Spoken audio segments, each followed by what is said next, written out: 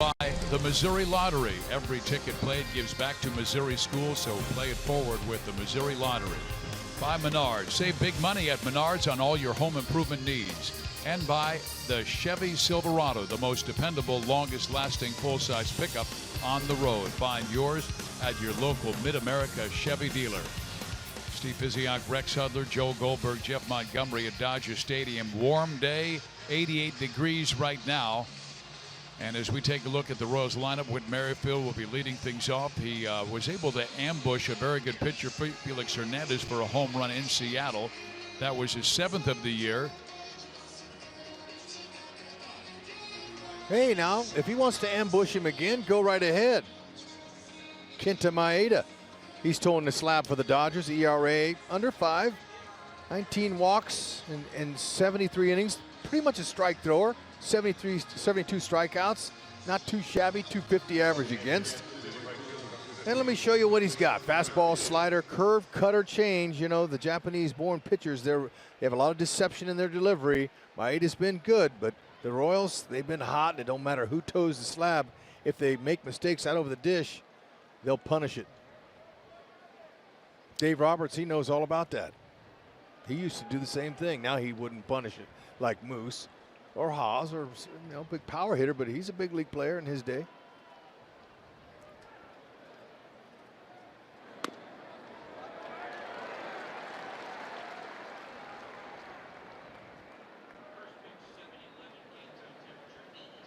Whit with his 7th home run in Seattle, now 32 RBIs this year. And he has scored a run in his last 4 games, including in the first inning of all 3 in Seattle. And he swings and misses, and Maeda has the count his way, 0-2. Yeah, Maeda, that's his best pitch, the slider. But they have been hitting that slider, the curveball this year. That's why he's been going more with the slider than the curve. And the cutter, that looked like it could have been a cutter or a slider. There's really not a lot of variation in the break between the 2 pitches. But you don't see that many major league pitchers throw 5 pitches. No, but you know what, though? You can manipulate the fastball into 4 different pitches if you really want to. Fastball, it's the best pitch in the game. Always has been, always will. You can do so many variations with it. Opponents hitting .218 off that fastball this year, 193 off the slider, and 435 off his curve. Merrifield skies it in the air, left center field. Jock Peterson makes the catch and 1 out.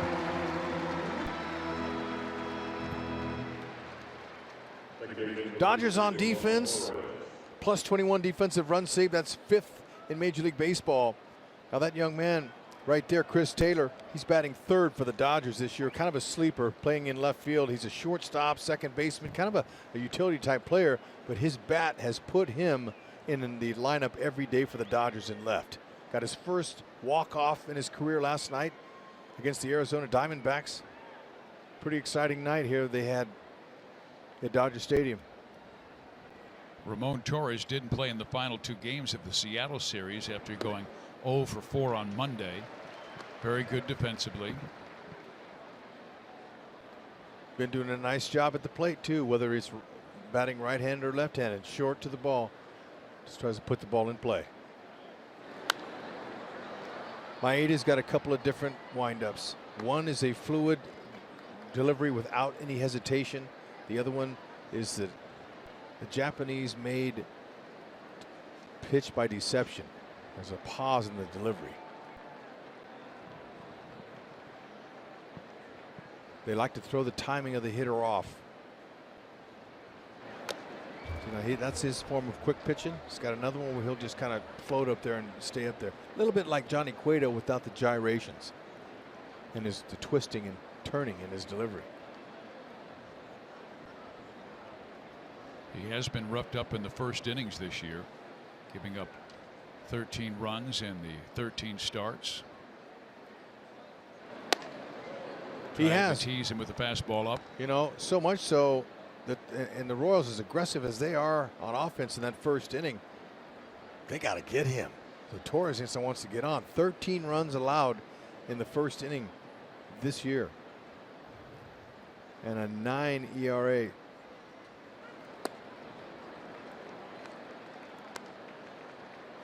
Maeda coming off his worst start of the year. He only went 3 2/3 innings, and that was his shortest start of the season and second shortest of his major league career. But he's not a guy who goes deep into games. Only 3 quality starts this year in 13.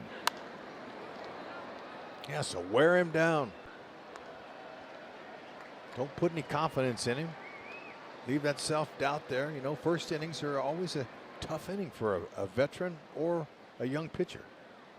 See what pitches are working for him against hitters that they don't face in the bullpen warming up.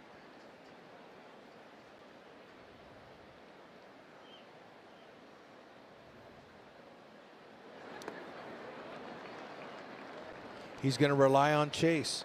He's not overpowering, just 91 average velocity.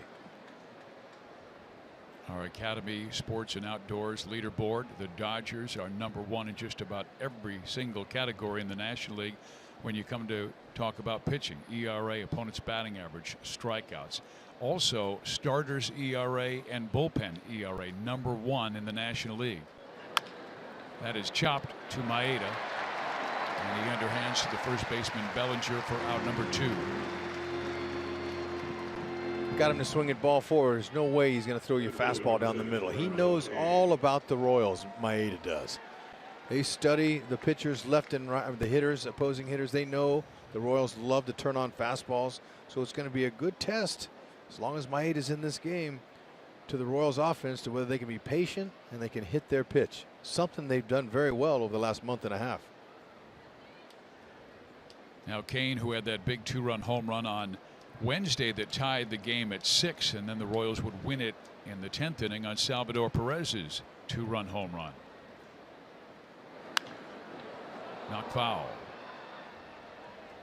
Our Kubota power stats show you how successful Cain has been against the National League. A .367 average this year and 3 home runs. He had 2 in 1 game against the Padres, including a grand slam.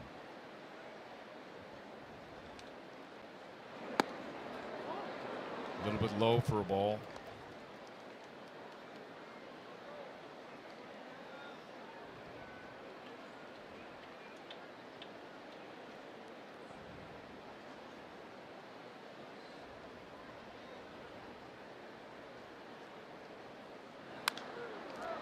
Got him off balance, and Cain pops it up left side. Corey Seager, the shortstop, will make the catch, and the Royals go in order in the top of the first.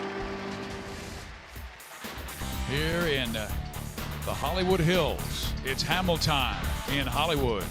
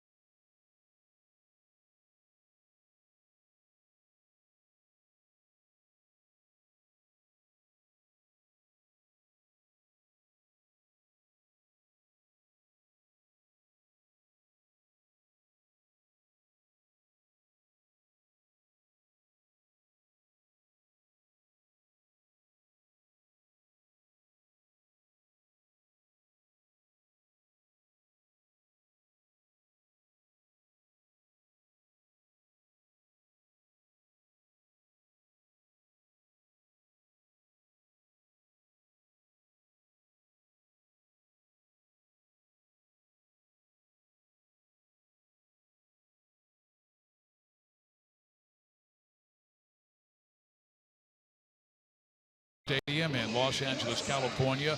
The Dodgers at 58-29, first place in the National League West. And Jason Hamill will compete against an offense that averages over 5 runs per game. He's coming off a rough start in his last outing, losing to Minnesota 10-5, but had been really strong in the previous starts.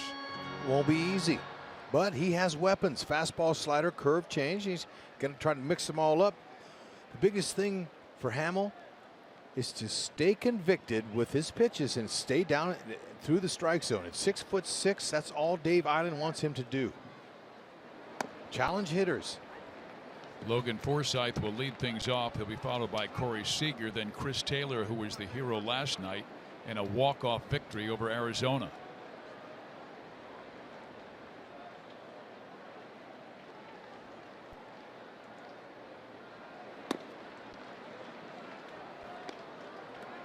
Hamill with a 1-1 count to Forsythe, who has suddenly gotten hot, hitting .356 his last couple of weeks. Overall, .249, acquired from the Tampa Bay Rays in the offseason, mainly to be their second baseman. Fouled off. Yeah, and you know what? They'll chase Utley's here, but he's getting in the twilight of his career. He plays second base, and that's what he's playing tonight. But Forsythe can play different spots in the infield, but they mainly tagged him as their second baseman of the future. And they were able to give Turner the night off. He will be heading to the All-Star game to represent the Dodgers in the National League. Count is even at 2 balls and 2 strikes.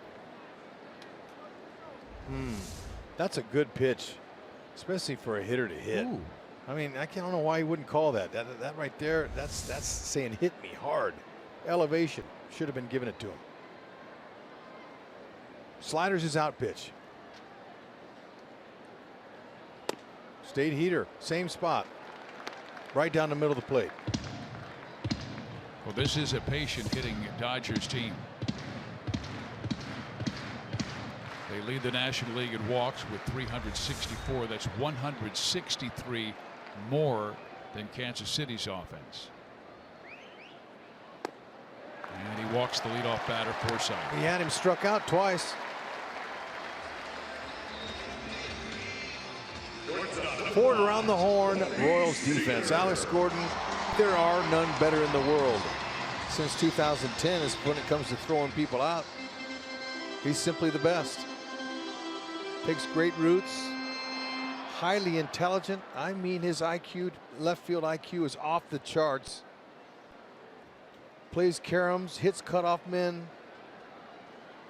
He wrote the book on how to play defense in left field.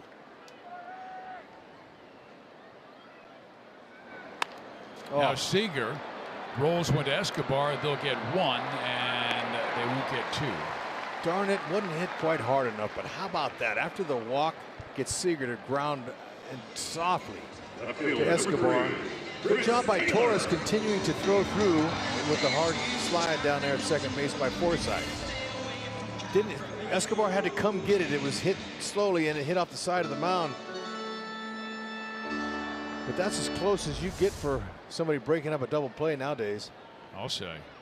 Forsythe was all over Torres, but Torres used the back of the bag and whipped it across his body. Now Chris Taylor, who has been red hot. 6-game hit streak, 12 hits in those 6 games, including 4 yesterday. And he had the walk-off hit in that 9th inning. Great comeback for the Dodgers. Nailed down their 58th win and now a 5.5 game lead over the Diamondbacks in the West.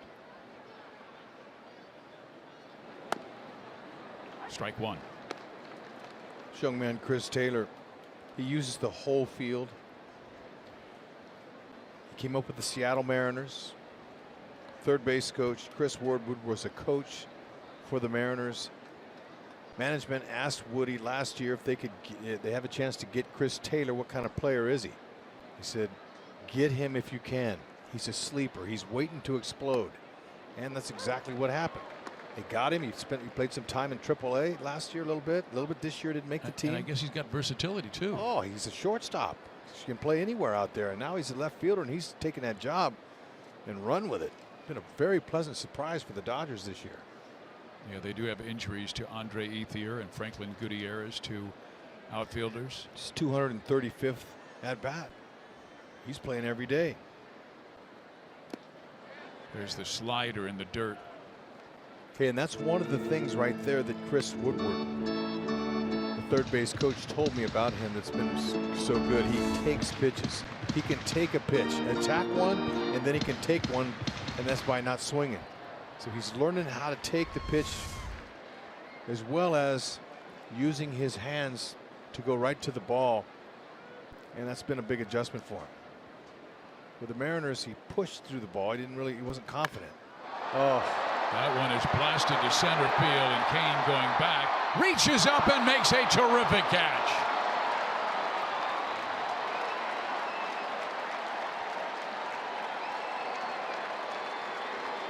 Taylor unloaded. And Lorenzo Cain can. What a beautiful jump. I thought for sure that was a two-run homer. The way he hit it, the way it sounded. Hamill thought it was out, but Lorenzo Cain said, no, don't count me out. Was this robbed? Nope, would have been off the wall, but still wonderful play and saving a run for sure. Yeah, because Seager was already around second base, he would have easily scored, had to retouch the bag and go back to first. Now Cody Bellinger, and he's been in a little bit of a slide lately. 5 for his last 33, but what a rookie season. 24 home runs.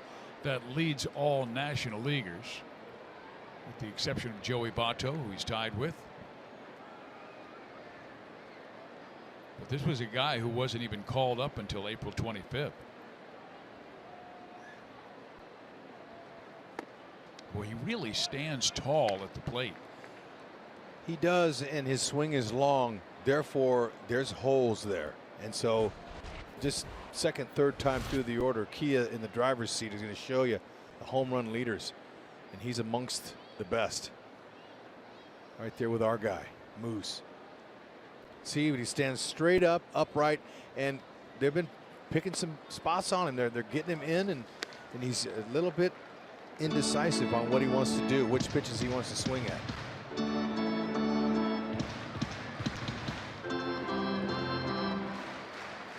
Yeah, sometimes when you go through those mini slumps or major slumps, you start thinking too much, and that's what Dave Roberts said recently. Sometimes thinking he's overly aggressive. Sometimes he thinks he needs to be more patient. Now it's a 3-1 count. We had a chance to meet his father, Clay Bellinger, who played for the New York Yankees when they won world championships in '99 and 2000.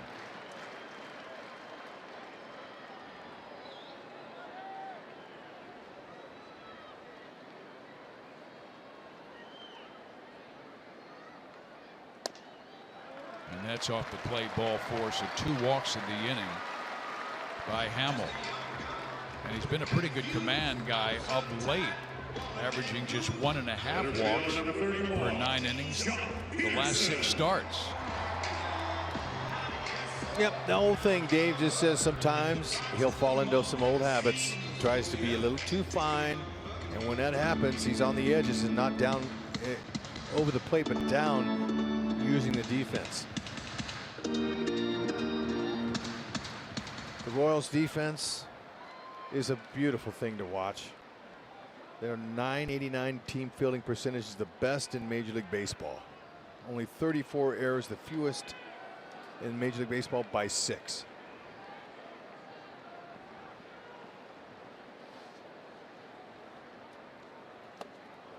Boy, Jock Peterson tried to hit that one to Pasadena. 0 for 5 he is against Hamill in his career. But you're right. That's a good way to throw your back out. Holy smokes. Yeah. Almost got do you think Salvi on the backswing. Do you think he saw that pitch at all?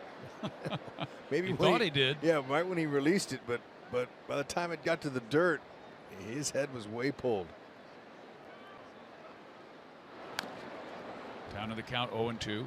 Hey, some players nowadays, Fizz, they want to hit the ball. I mean, they love the long ball. So do the chicks, by the way. But still, the guys like That's it. Just from a commercial. Okay, but the guys love it. You got some splaining to do. They're going to swing hard, and they're going to try to hit the ball out of the yard. I mean, like it's tape measured. 2 on, 2 out. Hamill trying to get Jock Peterson here for the final out of the first.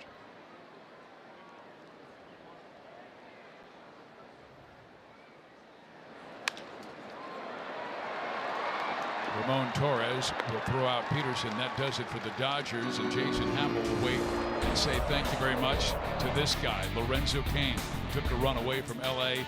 in the first.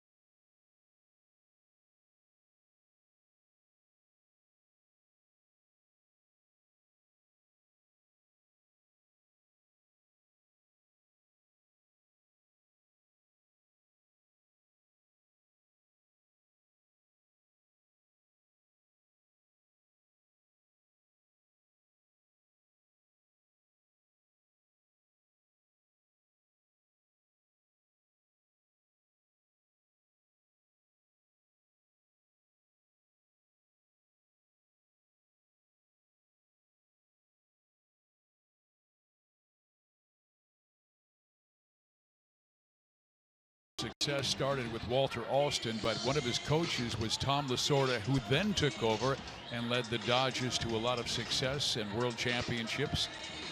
And now he still is involved with the team as a consultant. He needs to be one of baseball's greatest ambassadors ever. Tommy Lasorda's happy he's healthy and doing well and flourishing, continuing to tell stories about baseball. He's got some of the best stories in the world.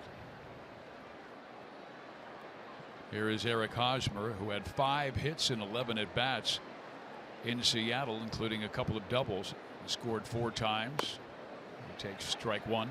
You know, it reminds me of the great Art Stewart. Art Stewart's stories and Tommy's stories are all great. I miss Art. Art hasn't been to the K in a while. We miss you, Art. Hope you're feeling good, bud.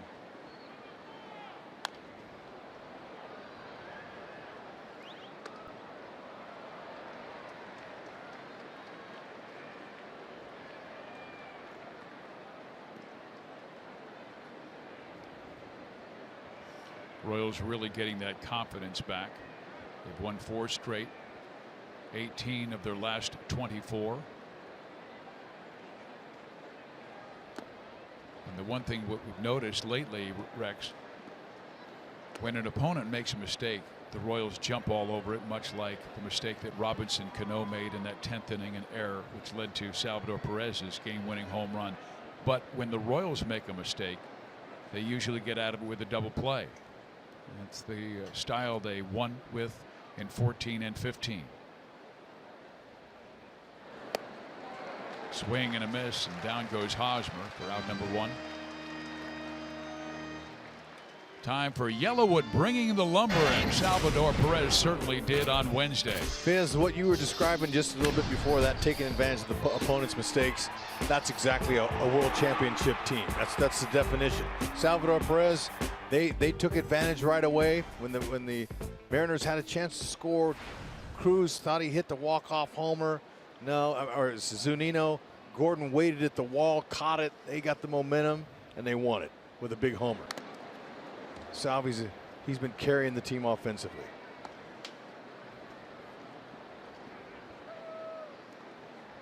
17 home runs. It's most by any catcher.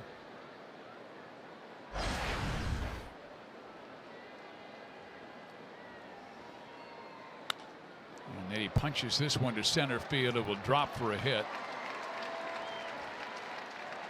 Nice. And you know, Salvi, he's taking a page out of Mike Moustakas' setup when he's getting ready. He's laying his bat on his shoulder. See that? He's laying the bat on the shoulder, and then as he comes through, it's real easy just to take your hands to the ball. That pitch was 3 inches on the outside part of the plate, and he just stayed with it, stroked it to center. And this guy's not a bad guy to imitate right now. When it comes to the long ball, he is lava hot. He is not missing his pitch when he gets it. 9-game hit streak, 12 hits, and half of those have been home runs. He homered in each of the Seattle games, and he punches this one foul. Let's go to Joel. Well, guys, had a chance to visit with both All-Stars, Mike Moustakas and Justin Turner, before the game. Dodgers and Royals paired up to try to get each of those players in for the final vote, and it worked. Justin Turner telling me that he was extremely appreciative of the partnership and what Royals fans did to get him in there, even though he has no ties with Kansas City. And Moose just thrilled to death that his hometown team, the Dodgers, helped vote in him in. And even though both guys are Southern California natives, they didn't know each other too well, but they've had that chance to spend a little bit of time together now, and they are planning in the offseason on doing some Laker games, courtside seats. It sounds like they've got that hookup, and most importantly, both thrilled and excited to be heading to the All-Star game. Yep, that's right, Joel. Telling you what, with 2 strikes right here, though, Moose wanting to set the table up. Take him that way. Maeda's a little nervous about anything middle in. Moose took a couple of good rips on his heaters, missed him. But right now, let's see if Moose can just roll a little ground ball to that left side, keep the line moving. And if he makes a mistake, we all know what he can do. Yeah, he's got about 70 feet from the infielder on the left side all the way to the foul line. The 1-2 pitch is way high and outside. 2 balls and 2 strikes.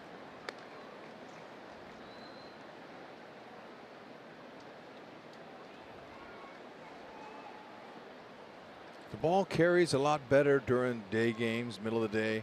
Although as humid as it is here and warm, it's still flying, but you got to hit it. Yeah, it's usually dry heat here in Southern California, but talking to the locals, they say very humid today. Not nearly like Kansas City, though. Swing and a miss, and down goes Moustakas, so he struck out both left-handers in this second inning. Yeah, pretty true outfield as far as the dimensions go, and also, you know, how the fence is. There's a pitch out of the zone. Maeda got him on his pitch. But it's 330 down the right field line, 330 down the left field line. 375 in the alleys, and under 400 in straightaway center field. 395. Yeah, this has always been talked about by being a pitcher's ballpark. Escobar pops it up right side. Utley drifting out, says he has it. He does, and that does it for Kansas City in the second. They get a hit, but leave a man. Bottom of number 2 we go.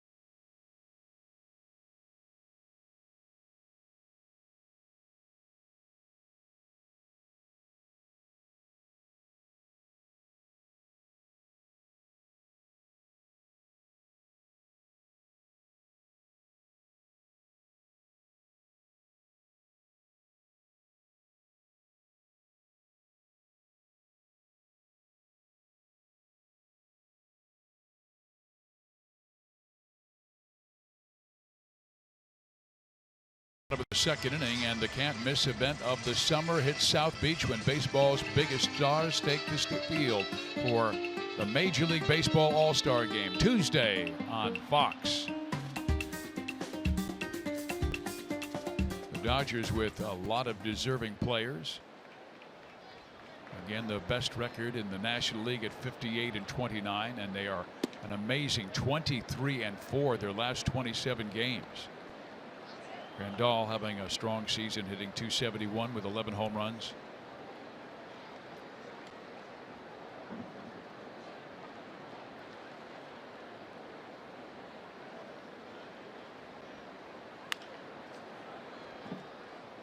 One ball, one strike.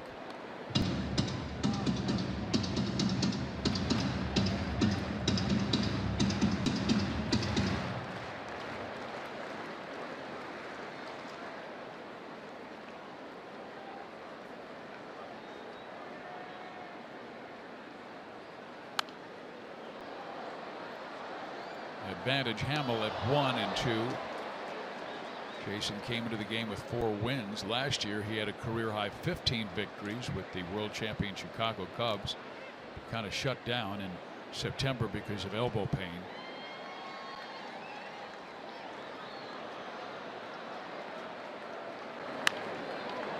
Rip foul.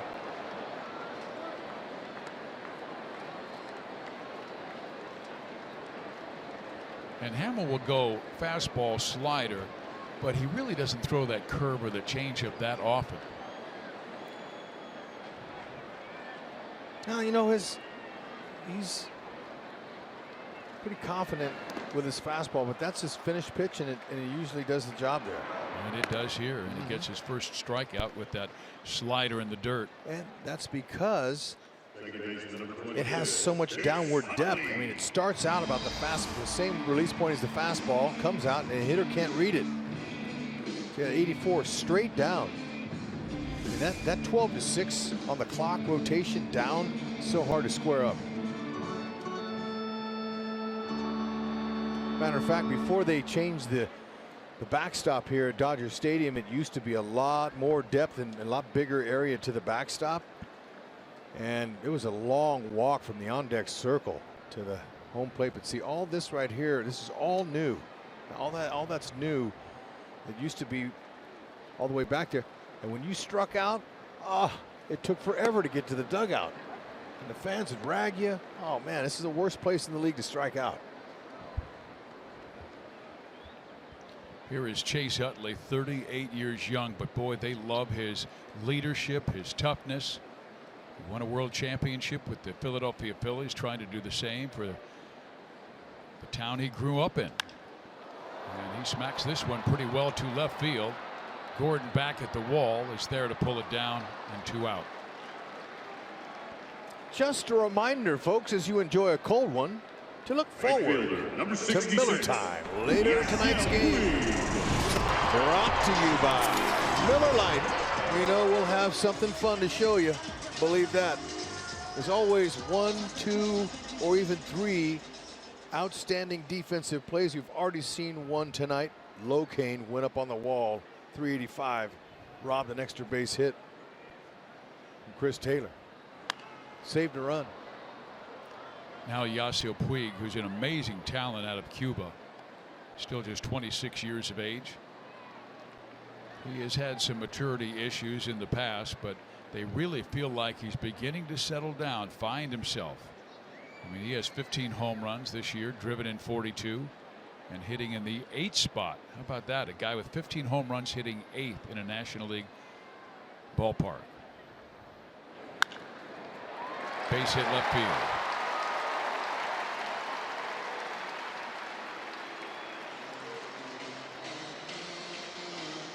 Yep, he's a fine talent, no question about it. But, you know, we all have done things when we were young that we look back and say, wow, I wish I would have done that. And you know what? He's growing up. He's learning from the hard knocks. He's taking his lumps already.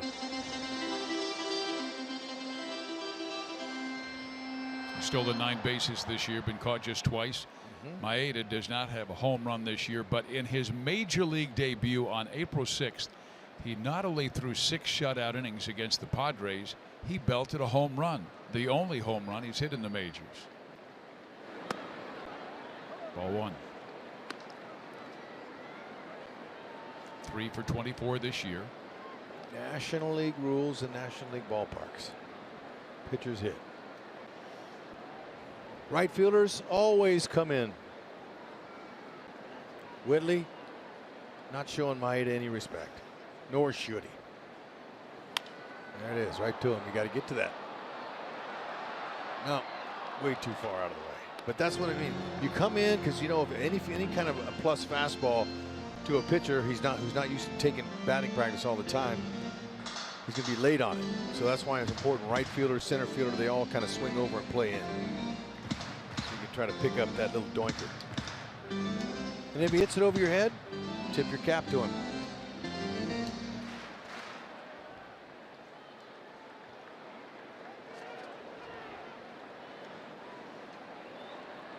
Two out, 1 on, no score.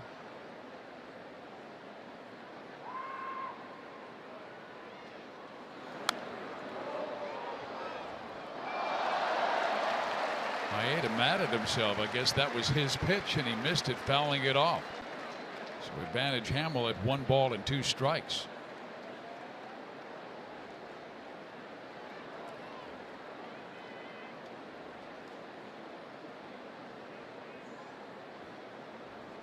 Think Jason will break him off that slider? Why not?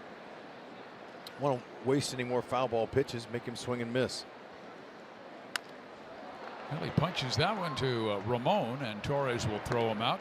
And that will do it for the Dodgers in the 2nd. To the 3rd we go, looking for our first run with Alex Gordon to lead things off.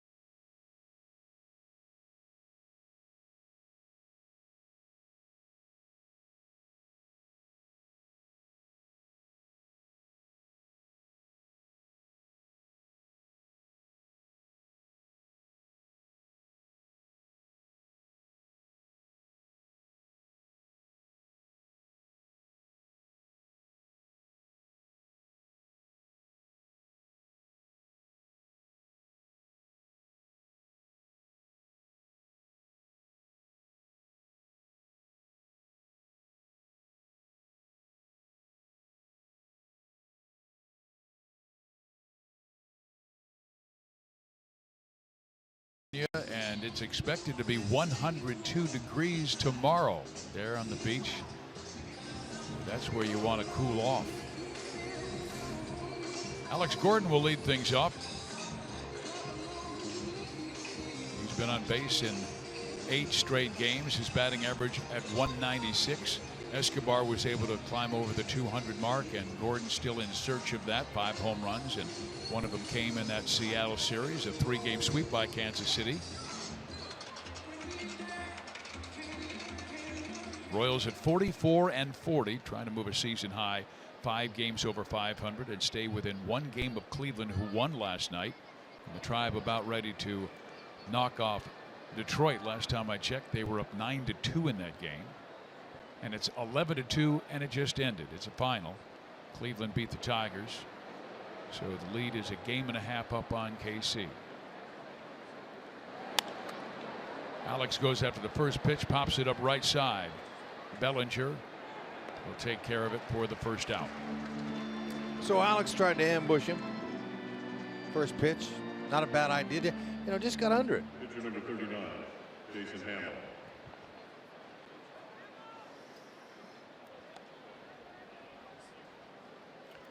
Hamill has had only one start in a National League ballpark, 0 for 4 in that one, but he does have a home run in his career. A 154 average. Watching him in batting practice, he's got a good swing, and man, he can launch him. Gets that good leverage at 6'6". Yeah, not shabby, but you know, Fizz, look. Hey, I'm just giving him a break. 50 miles an hour, even I could hit that. I mean, you know, batting practice during early before the game is, you know, any pro player could take a decent batting practice. You can hit batting practice. The one thing we all know, That's you all I can't could do. pitch batting practice. No, but you know what? Saw you pitch at the Father's Week, and it was looking for another word besides disgusting. No, it was not good. 2 words. But Hamill, you know, these guys, they love to hit. I've never known a pitcher that did not like to hit. Oh, whoa, now. Brushed him back. For the team now. Come on. Take one for the team.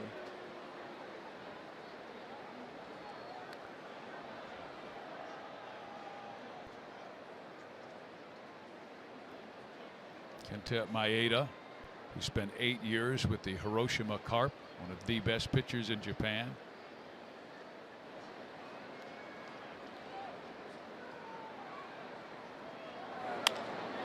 And Hamill goes to right field pretty well and sends Puig back, who will make the catch for out number 2. Yeah, you know, easy for me to say take one for the team. Exactly. When you're a pitcher in a ballpark, you ask that guy right there, Ned Yost, he'll tell you, don't get hit by the pitch, whatever you do, and don't swing unless you have to. We don't want you to get hurt. And sometimes don't run that hard. Yeah, I mean, he's like every manager in the American League that play in National League parks. Their pitchers don't hit all the time, worried about injuries to them. You remember in Philadelphia last year, Yordano Ventura running between first and second base, kind of tweaked his ankle. Oh, he tried to get out of the way of a guy tagging him. Yeah, he twisted his ankle. I remember that. Now Whit Merrifield, who flied out to center field his first time up. The Royals have one hit, Salvador Perez's second inning single. Why not drop one down? Forsythe at third. He's playing in back of the bag. Off-speed pitcher like Maeda. Those are the good guys to bunt.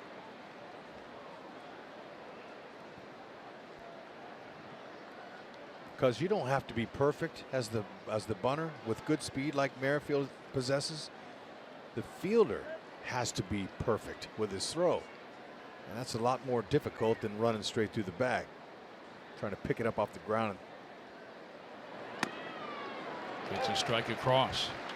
But he won't here now with 2.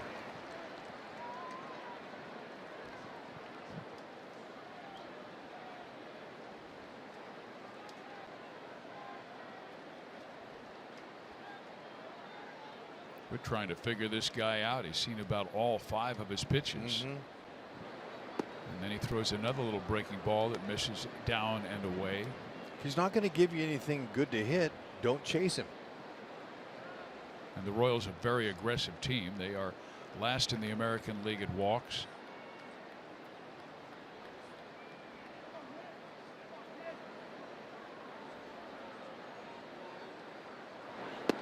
Yeah, eyeball him.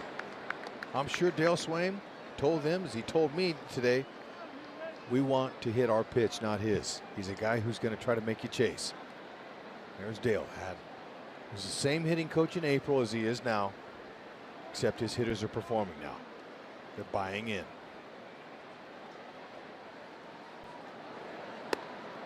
And it's upstairs. Willie had Merrifield on the ropes, ahead in the count, 2 strikes, but then loses it with a 2-out walk. Because he knows that the Royals swing at everything. So he's not going to try to give him anything in the middle because he knows what the Royals do to those pitches as well.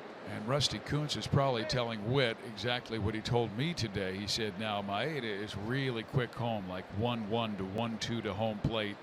And Yasmani Grandal is a guy who likes to throw behind runners, pick them off first, second, or third.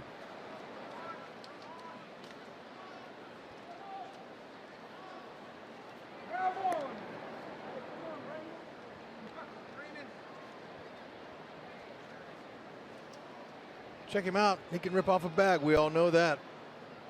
Get a jump. Go with 2.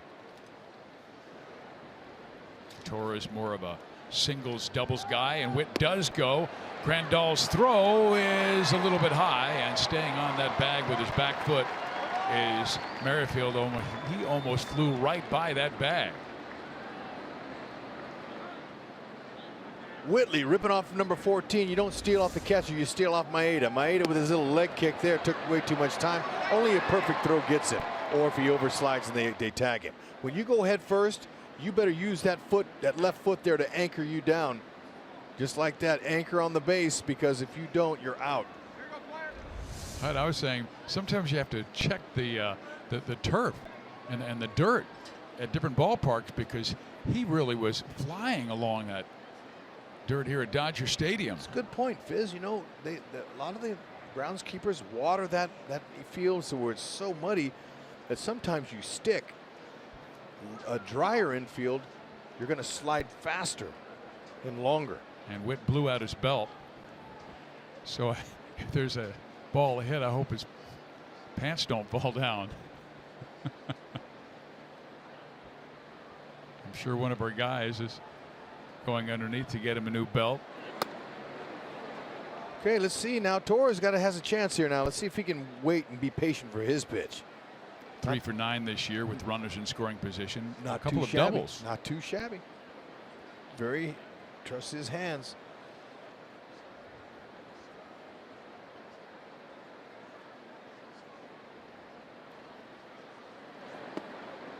Three and 0 to Ramon with Cain next, the veteran. Wait him out. Maeda is nibbling. He is nibbling around that plate, and when you nibble and you got to come in, that hitter knows, and he's going to light up when the cookie comes.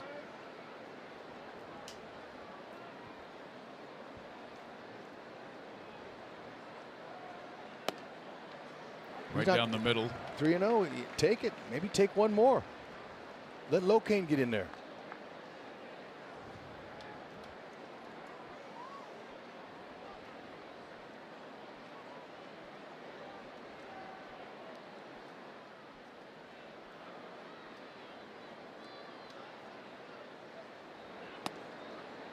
Just did catch the bottom of the strike zone. Good job.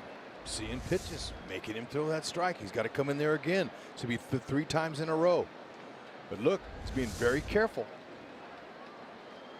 Let's see where our pitch. He's at 43 pitches, Hud, and he averages only 89 in his major league career. 89 per game. 5 1/3 innings per game.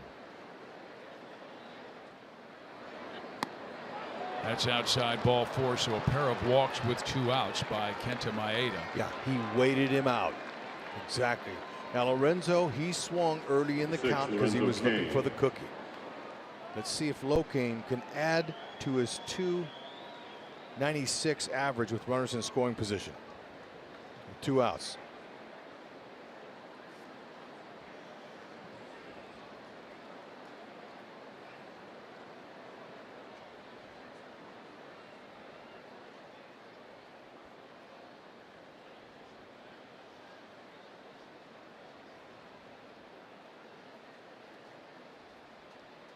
Torres with a big lead over there at first base.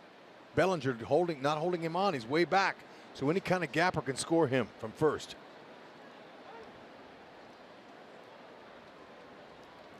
Maeda's trying to slow play Cain now. Opponents hitting .309 with runners in scoring position. Maeda this year. Great pitch there. Backed off, went with the little short slider, maybe cutter. Yeah, he did, in a good location there.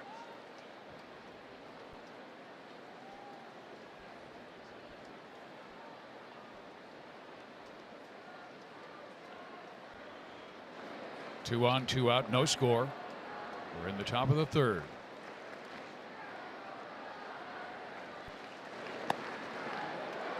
And Cain now down 0-2, and he hasn't thrown him a fastball yet. He's really been nice with his location, though. Look at that, man. He's got the paintbrush out. He is staying really out of that middle. Now Locain can forget about the long ball unless he just leaves a cookie there, but just try to hit a hole.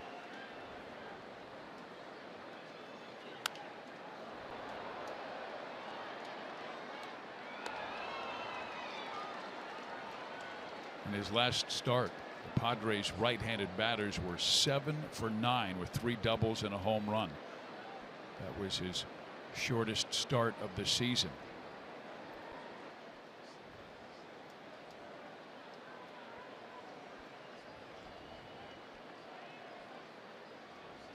"71 pitches and not even 4 innings." Waiting for that mistake. Nope. And that will move the runners to second and third.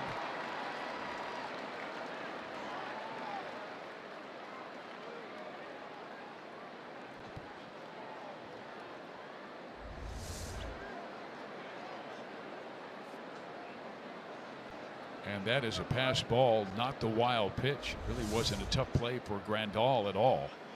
So he'll be charged with a pass ball, and now Cain, all he needs is a single to give the Royals a 2-0 lead.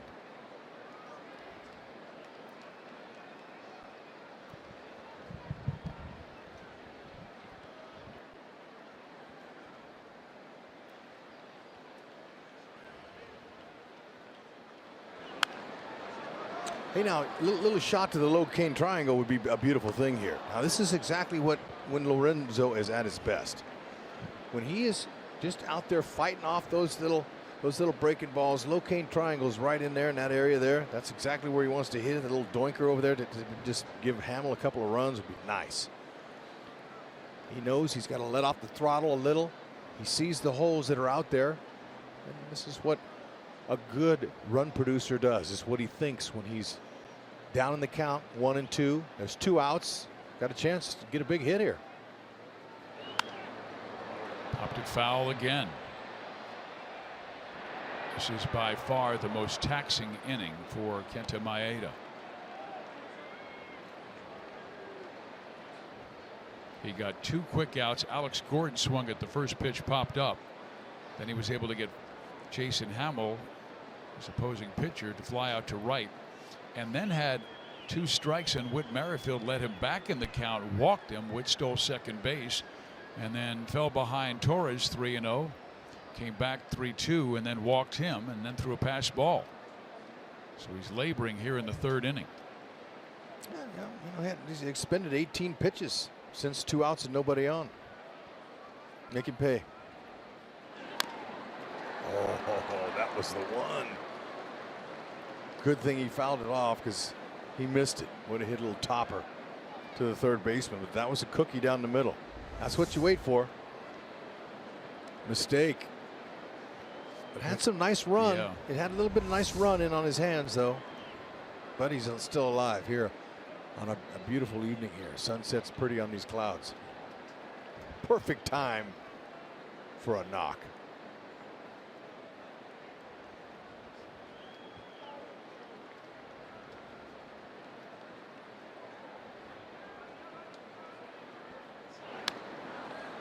Good battle by Cain.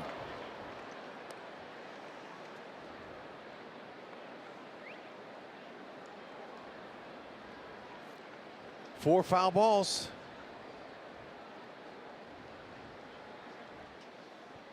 He's definitely in swing mode. Royals fans are here, believe that.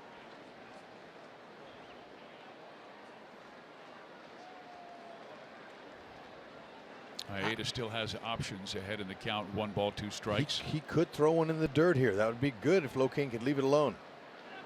Oh. And then he swings and misses and strikes out.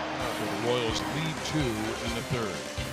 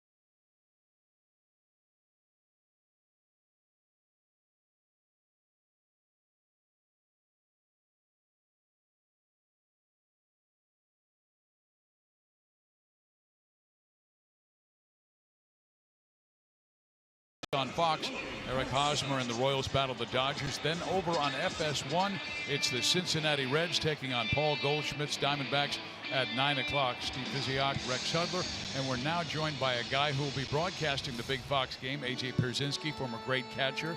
And A.J. Whoa. Wait a second. No, great, he's right. Great. That's too much. No. There's a world great champion. guy You're a down world there, champion. down there. Jim Thome sitting down there, so he was great. You're a world champion. Well, thank you. Go I ahead, appreciate Fizz. it. Go ahead. Well, I wanted to ask you about the game you're going to do tomorrow night. I'm sure back in April you wouldn't say, well, two of the hottest teams in baseball will meet in early July. You're absolutely right. When this game came out, we're like, oh, the Royals are really off to a bad start and struggling, not hitting, which was the biggest surprise, I think, with their lineup. And now these are probably the two best teams in baseball at this time, the way they're pitching and hitting. So it's going to be a great game tomorrow. I love the matchup. And the Royals score some runs. The Dodgers do what they've been doing. It's going to be fun. Yeah, you've got Ian Kennedy, who went to USC, and Brandon McCarthy, and he's been out a little bit. Will be making his first start in a while. Well, McCarthy is an ex-teammate of mine with the White Sox back in 05-06, so I know him well, and I faced Ian Kennedy enough to know what he's got. And if Kennedy can keep the ball in the park, that's always seemed to be one of his misses, and throws it over the plate and keeps it in the park. I like the Royals. AJ, did you get a chance to face him before? Ian Kennedy? Yes, and it's still awkward, Hud, to walk into these clubhouses and seeing these guys that you faced. Right. Grinded at bats off of. How about it? And may or may not have cussed at once or twice. And yeah, walk up to him and say, hey, I need to have a nice interview with you. Yeah. Hey, can you share me some of your secrets? Yeah, but everyone liked you, Hud, so it's a lot easier for you to walk in and say, hey, Jason Hamill, you know. No, there's just a lot of water under the bridge since I've been out there. See, now you're new, you're fresh out. But in your 19 years, AJ, what was the greatest moment you had? Oh, well, winning the World Series by far is number one as far as a team event and just a professional event in the game of baseball. When you get that ring and you celebrate on the field with your 24 other guys, it's the pinnacle of everything you've dreamed of from the time you're 4 or 5 years old, and then you get to do it with your buddies who you spent 8 months grinding it out with. It's the ultimate prize, and there's nothing better. Hamill just picked his up for the Cubs. His is bigger than mine. I'm kind of mad about that. Yeah, well, you know, we don't have any control over that, do you? No. I like to tell people and young players that, listen, there's only two things a player can control. And if you control those and you have any talent, you'll have a good chance to stay a long time. Your attitude and your output. Two things. Well, your output usually is more important because you can still have a bad attitude. And if you're hitting, they'll still keep you around. Or if you're pitching well and you have a bad attitude, they're like, yeah, we can put up with him being not a nice guy, but he's getting guys out. We'll stick with him. You're right. I never heard it that way before. AJ, as an outsider, when you take a look at these two teams, what do you think the Royals need? What do you think the Dodgers need to get to the promised land? Well, the Royals need to keep everybody. For me, that's number one. And they can make some slight additions. I think maybe a starter would help them. Duffy's back now. Vargas has been great all year. Ham will get going, I think. And it looks like Nathan Carnes might be out for the year. Well, that's a tough break. And also the bullpen. They need Herrera to get back to where Kelvin Herrera was for all the years that I faced him when he was throwing 100 with an unhittable changeup. So I like the direction the Royals are in, and I like the way they're going. But we had this discussion last night on the whip around. Are the Royals going to go all in for potentially a one-game playoff wild card game, or if they knew they could go all in and win the division and get the first round 5 game? Yes, but for one game, do the Royals want to push all the chips in? You guys know him better than I do. You watch him every day. So what's your guys' thoughts? Yeah, well, you know, I like to talk to the architect, Dayton Moore. Dayton Moore from early on in the season, when all the New York publications and everybody was saying sell, sell, sell, Dayton was going, I can't believe that these people are trying to sell my pieces. We're not selling anyone. We're going to win this year with the same guys that we won in 14 and 15 with. And that's been his way. That's been what he's been saying the whole time. And he believed in them, and look what they're doing. They're getting back in it. Well, which guy out there you're not going to believe in? These guys have track records, and they've all won together. So, I mean, you're not going to move Salvador Perez anytime soon. I mean, he's one of the top 2 or 3 best catchers in baseball. Hosmer, Cain, Escobar, all these guys. Who are you going to move? You don't want to move these guys. And, AJ, there's something to be said about knowing how to win.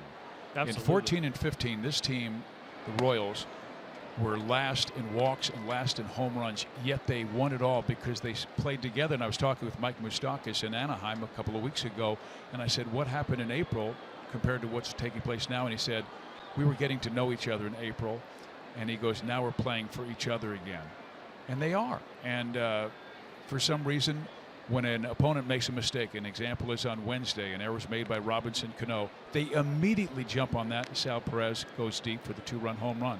We've been seeing that more and more in this last 3-week stretch. Well, they have a good team. I don't think anyone ever doubted the strength of the Royals going into 2017. I think people at this point may have overestimated the strength of the Indians because they haven't played as well as they did, but they've kept the Royals in it. Now that the Royals are playing as well as they are, they're right there, not only in the division but the wild card. And I could see this coming down to the end, and if the Royals keep everybody. And I know Dayton Moore. I've talked to him plenty of times before, and I know he wants to win, and I know the fans in Kansas City want to win, because there's no team fans that I've ever seen for all my years. I was in the AL Central for most of my career. Even when the Royals had one of the worst teams you ever saw, Kansas City was never a fun place to go as a visitor, because they were there and they were behind the Royals, and it got really loud. That's a pocket Good play for Hamill. He wouldn't even make the play, as it's a base hit for Chris Taylor. That's the way you used to hit him, Hud. Hey, that's my longest bolt in a whole month right there. I can tell you But that. it's a knock, so you take it. It is. Now that kid, this kid Taylor, he's been interesting, huh? And how about him? A lot of people didn't even know his name before the season started, and now he's hitting third for the hottest team in the National League, the Dodgers. Heck, he put Justin Turner is hitting 380 on the bench because they needed to keep Taylor in the game tonight. I know, it's crazy. You said it. He came out of nowhere to hit third for a team that's going to go to the playoffs and probably is the favorite to win the National League. But he just puts good at bats. If you watch his at bats, he doesn't give them away. He hits the ball all over the park. And if you make a mistake, he's got just enough juice to get it out. And Cain robbed him in the first inning, or else he'd have another hit. AJ, similar drought between World Series for the Royals. It was 30 years from '85 until 2015. For the Dodgers, the last time they won was in 1988. It's been 29 years since they've been to the World Series. Now, they've been to the postseason 10 times, but unable to get to the World Series. Is there something that they have a need? I don't see a need for them. Maybe another starter, but they have like 12 starting pitchers on their team. I mean, every time you look up, they're making a move to put a guy on the DL and bring a guy off the DL. They're with the new 10-day DL, teams can kind of finagle the system a little bit and have guys just miss one start. So the Dodgers have literally like 10 starting pitchers they've used, and they're all quality. So when it comes to a postseason series, they can be like, all right, we want these 4 for this series, and then we can have 4 different ones. Obviously, Kershaw and Wood are going to be in there, but they could switch the 3 and 4 guys around to whatever the matchup fits. So for me, they're probably the most complete team in baseball. They also have a $400 million payroll, so they better be for that much money. I think it takes a little pressure off you, Hud, if you have the Royals payroll at whatever it is, and then you have the Dodgers payroll at $300 million. I think it takes a little pressure off people. Yeah, it does, but winning in W's, that's the main thing, and we all know George Steinbrenner tried to buy World Series every year. He did a pretty good job, but when they did win, the Yankees, they did it with homegrown talent. Royals did it with homegrown talent. So it's not always about the top dollar, it's about the team chemistry and how good are your young players. And we watched Ned Yost. I've only been here 6 years, but Ned Yost was calling these same players, these Royals players, kids. He's going, well, the kids are playing good ball now. Now he doesn't call them kids anymore because they went from kids to men, and now they're grown men. They've been to the mountaintop. So it just all depends on what kind of talent you have. And the Dodgers, they're accumulating some good young pieces. You're right. A lot of the guys that they're now counting on are guys that came up. Bellinger, Peterson, these guys all came up through their system. So that is one thing that you said it, and I believe it, that you have to have some guys that came up the Royal way or the Dodger way or whatever it is. And a lot of times they have to come up together, learn together, fail together. Bellinger went, swings and misses and strikes out. He's thinking a little bit now because, everybody's going to eat some humble pie here. AJ, Absolutely. You ain't 19 years of it. He's a young buck that's really been a phenom coming on. Now the league's kind of catching up to him a little bit, and he's having to go through some mental adjustments. What was that like for you? Well, that's the hardest thing. You come up, and a lot of times you don't struggle a whole lot in the minor leagues. I'm sure Bellinger struggled very little all the way through. That's why he's here at such a young age. And now to get up here and he's having success, he has been up here 3 months or 2 months, and he's going to the All-Star game and 24 homers, and everyone's talking about him. Well, when you're in those advanced meetings, guess what? I'm looking at him and I'm going, how do I get him out so he doesn't trot around the bases against me? And that's what the Royals have done. And you see his first 2 bats. He's had 2 pretty bad at bats. But how many times as a minor leaguer do you see a guy who throws a 3-2 slider where Hamill throws? Maybe when you get to AAA, but he wasn't in AAA long enough to see those guys. So, and AAA's changed, HUD. It used to be older guys that were trying to kind of stick around. Now it's young kids, so they don't even know. It's not the same game down there, and you don't get to learn the same things. And plus, guys are rushed so much now through the minor leagues to get here, because this is where the spotlight's on them, and this is where the money's at. And they paid them money to get there. Absolutely. Bonuses, signing bonuses. I mean, the guy today got $7-something million. Good for him. Right. I mean, I would have signed for a bucket of balls back when I signed. Yeah, you know what? But still, it's interesting how the game has evolved, and it continues to. And so they're teaching more at the major league level. The hitters are having to learn here. They're teaching. They're developing at the big league level now. That's no one secret. of the biggest things my last couple of years in Atlanta was all the coaches said we not only have to get guys in the right position, we also have to teach them how to play at this level, and it's too hard to do that. It's Gordon calling off Moose, and Escobar, he makes the catch. A.J. Pierzynski, thank you very much for joining us. Have fun tomorrow. And now it's time for you to go to the beach. You get to do the game tomorrow, and you're giving me and Fizz the day off. We love you. Have a good time, bud.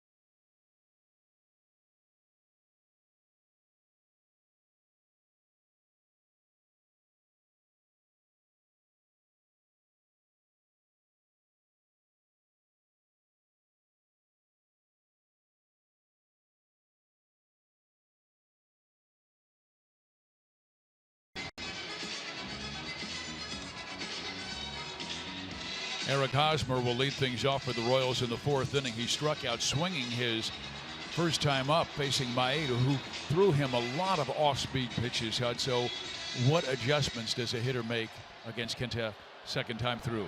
Well, like Merrifield and Torres, the 2 at the top, Whitley and Torres, they got walks because they milked him. They spit on those pitches he's trying to make you swing at. Wait for your pitch in the zone. I know it's a lot easier to say than it is to do. It's not easy to hit up there, but try to be patient. Try to wait for your pitch. They're trying to pitch Haas in there all year long, so this is nothing new for Haas. Hard in, soft away, high fastballs away, because they know he likes that pitch, but they've got to be able to hit their spot. If they don't, and they try that high away, he'll shoot it down that left field line. And there is a short fence down that left field line, like about 4 feet high. Yeah, both corners. Those laser liners. Both corners have a little bit of an indentation right there. You see the other side too, same deal. Little short spot there down the lines. 2 balls, 1 strike. How about AJ? You know, I haven't had a chance to get to know him or talk to him, and just that little bit of time we had with him, I'm excited for he gets a chance to do a game tomorrow. Goes back to our home. He couldn't wait to get in the booth and talk to you. No, yes he could. There it is. Haas trying to figure that one out.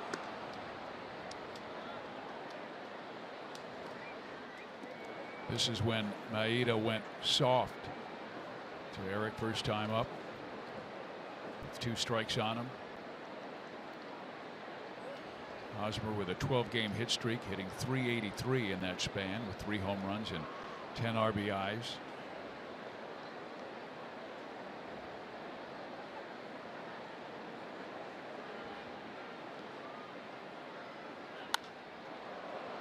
Again, trying to take a shot at left field.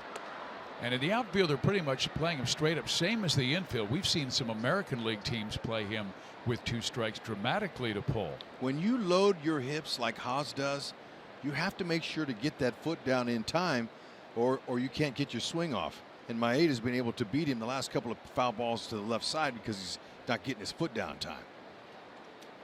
That's why it's so hard to do. Not everybody does the flamingo load of your lower half.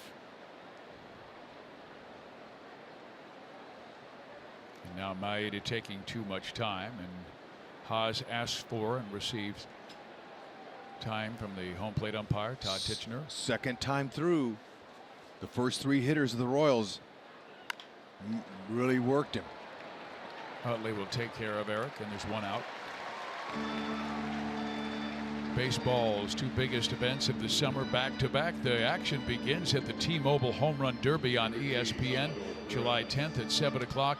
Then catch baseball's biggest stars at the 88th Major League Baseball All-Star Game presented by MasterCard July 11th on Fox. Coverage begins at 6:30, and we're proud that that guy will be in the Home Run Derby. Look at Eric talking with the young lady who wants to say hi to him. He's a Southern California guy just up the road in Chatsworth in the San Fernando Valley.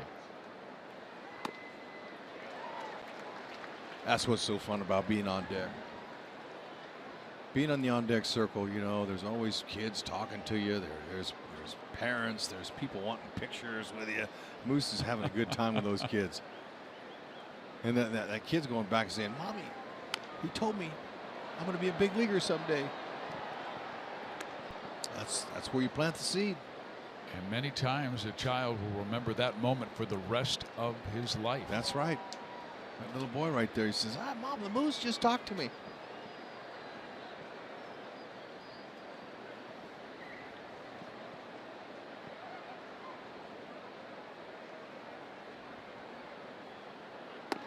And then he got him upstairs with a fastball.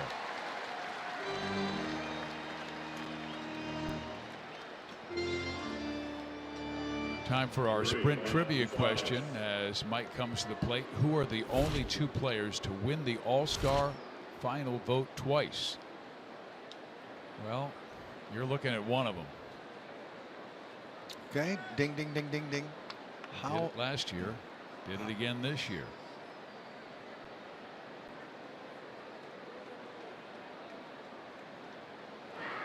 Maeda with 4 strikeouts tonight.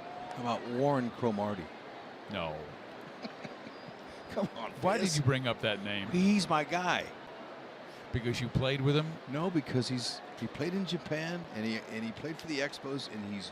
That has nothing to do with being voted in. Oh, there you There's go. A shot by Moose into the corner. Puig has an excellent arm. Mike better hustle. He does. And the ball gets away. It's a double for Moose. Too bad he couldn't have got up underneath that. Oh, that's a 15th double, and it was a rifle shot. He gets the back underside of that. It's 1-0. Puig with a good arm, but Moose says, "Nah, you know what? I'm going to cut this turn at first base, and I'm going to beat it out."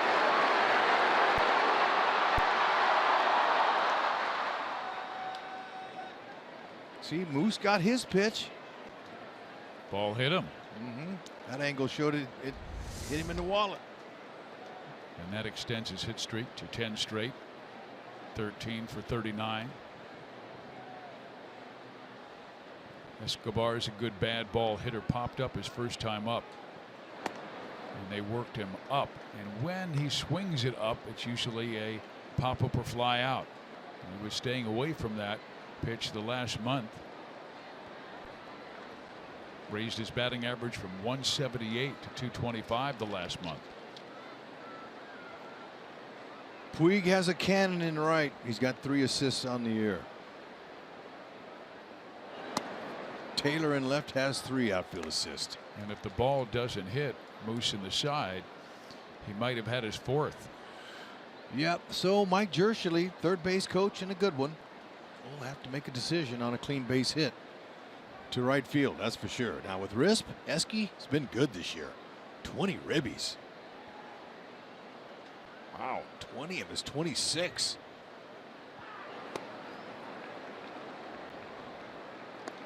Because of what you were talking about, Moustakas getting a very good secondary lead off the bag at second, and Grandal was thinking of throwing down, and Mike read it and broke back towards the bag, so no throw.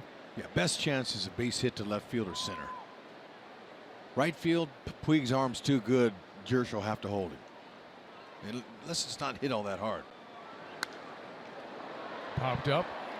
He should get out of play and will. Nice catch. Way to go. Had to be a Royals fan. Nope. Sorry. Oh well. He's showing off. They play ball out lady here. Next to him. They play ball out here too.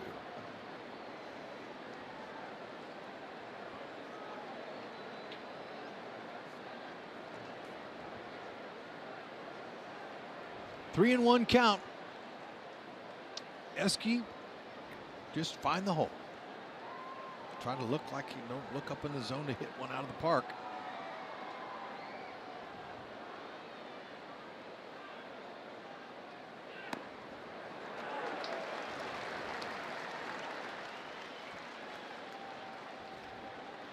Missouri Lottery Fox Tracks will show you. Get the paintbrush out because he is painting it. Eske, he's a tough walk. I mean to tell you, he's only walked 6 times. 326 at bats.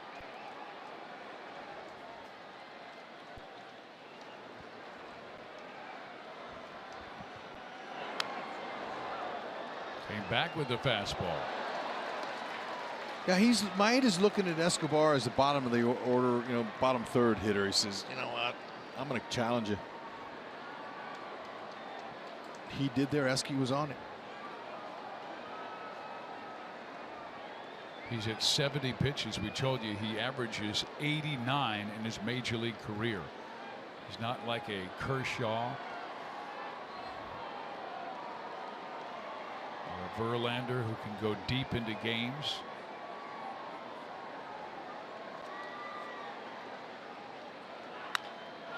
And there's a base hit to right field. Moustakas comes around. He will score, and the Royals go in front 1-0.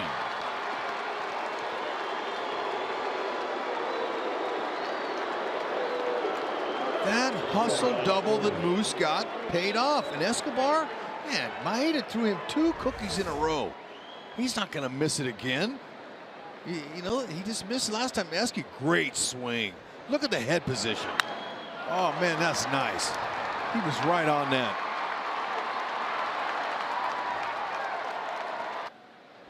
And now it's 21 of his 27 RBIs with runners in scoring position. Very clutch hit there.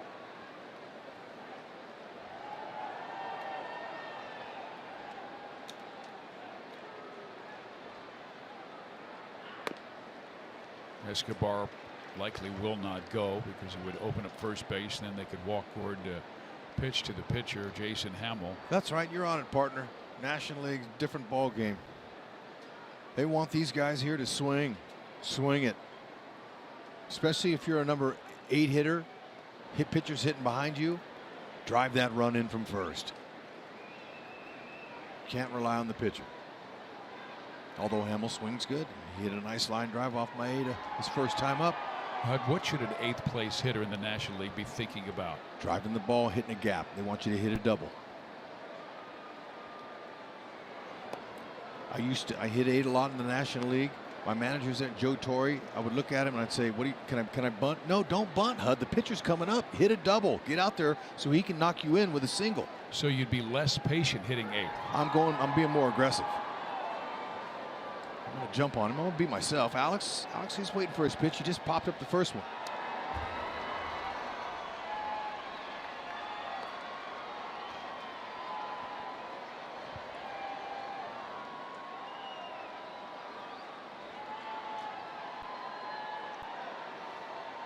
Alex never has gotten a hit against the Dodgers. The one team he does not have a hit against. 0 for 12. Well, that's going to change in the series, maybe here. Escobar does go. The pitch is low. The throw to second base is in time. Okay, now that's not bad. Now Alex can lead off next inning. He's got bonus pitches. He got to see a bunch of free pitches. If he gets on base, Hamel can bunt him over. But Moose, he turned on it. Esky drives him in. Beautiful hitting there.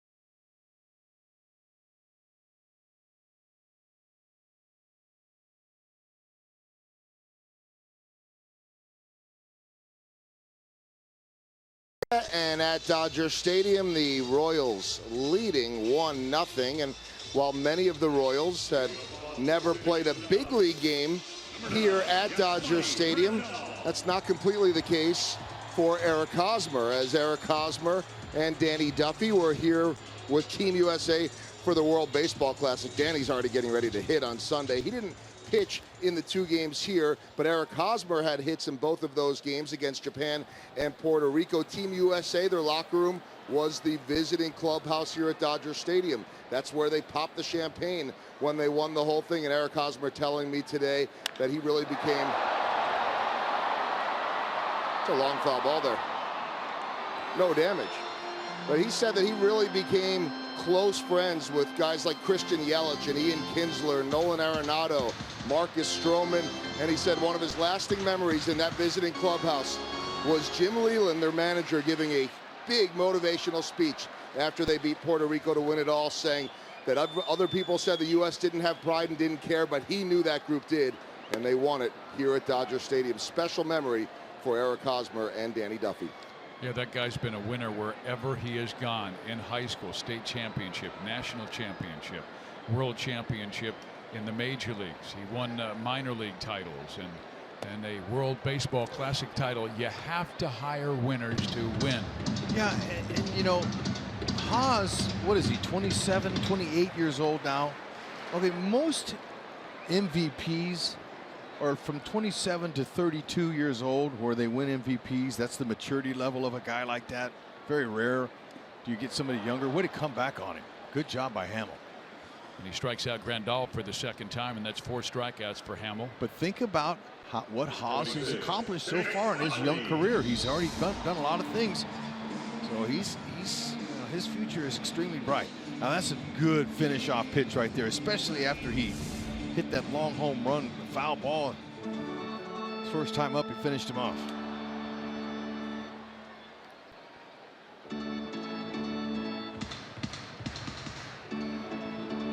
Utley flying out to left field his first time up, sending Gordon back to the wall.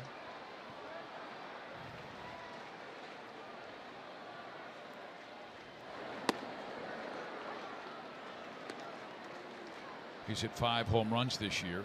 And his next RBI will be number 1,000 in his great career. Marvelous second baseman for the Phillies.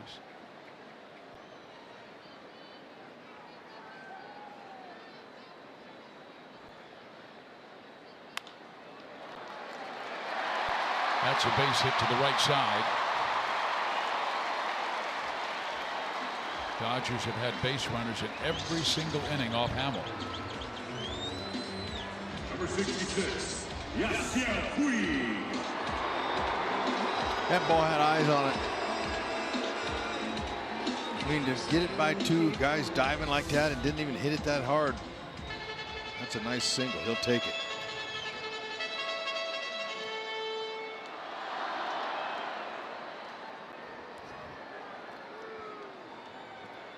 Puig roped a shot through the left side in between Moose and Escobar back in inning number 2. He's 1 for 1.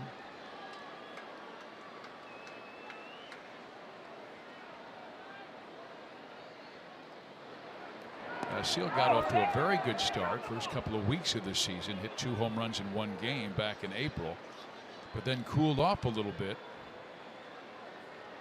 And now he's been heating up the last 3 weeks of the season, hitting right at 300 with 6 home runs. Tremendous power, tremendous speed. 5-tool guy.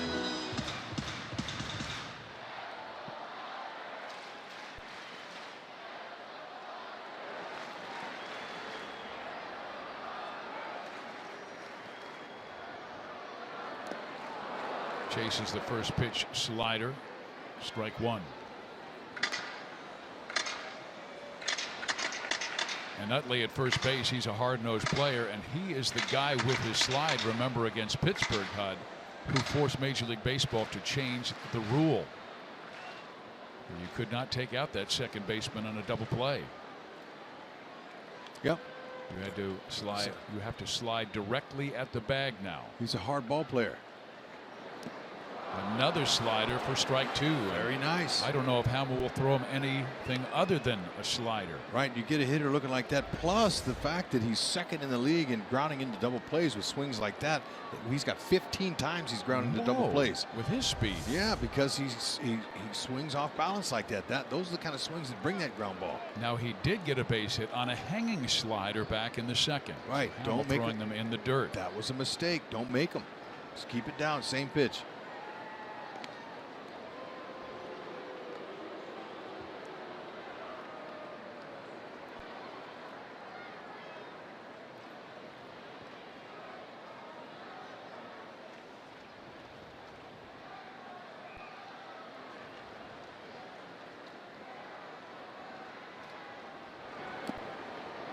Time he was patient. Yeah, he laid off of that one. Now Utley, I don't think Utley's looking to go anywhere. He's got 3 steals. See where they're keeping everything's down and out of the zone, and it should be. When you're ahead of the hitter that way, that's why you execute on your own terms. Still ahead of him. Leave him anything up near the belt where he can hurt you. Now they want it up above the belt. Maybe they're just trying to trick him. Yeah, they did. All right, that slider, that's the money pitch for Hamill. He makes a very good living on that pitch. Check it out. Okay, there's a one fell out of the sky, 78. That's the one there. The one at 84 is the one. Any one of those that are down in the zone like that, 84, 78, so he's able to change speeds with it. And I'll tell you what, it's a devastating pitch. It looks too good to the hitter, especially when a hitter is hitterish. When he's swinging, you got him in swing mode. It's a good one to pull the string on him.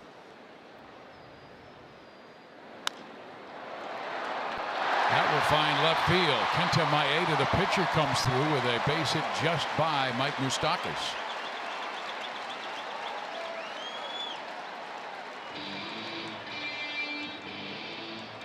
Third baseman Logan Forsythe. He had a little slider, he didn't do much. He was just trying, that was a get me over pitch, and Maeda just laid it out there.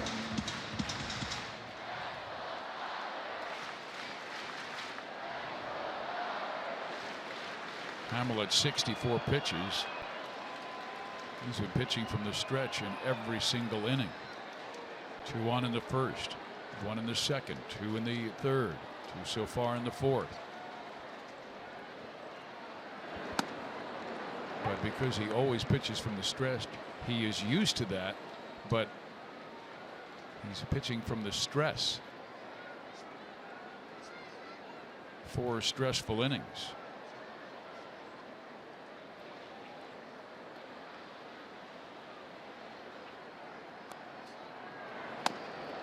Fastball in there at 93. Tell you what, last 12 starts, Hamill's average with runners in scoring position 121. It's been outstanding so far tonight. 0 for 3. Dodgers are.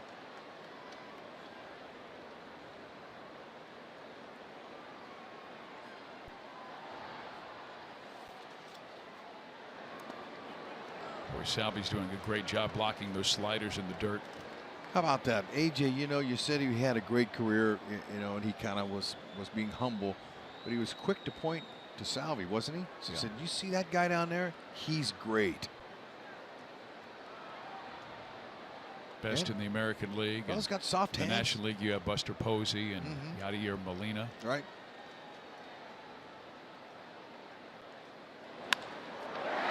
That's a base hit to right field, and it will tie the game.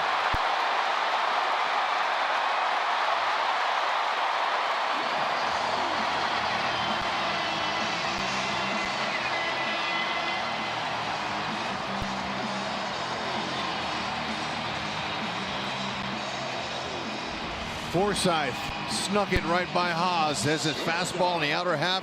It is really short, quick swing. Didn't try to muscle up. Tried to find a hole over there, and he did.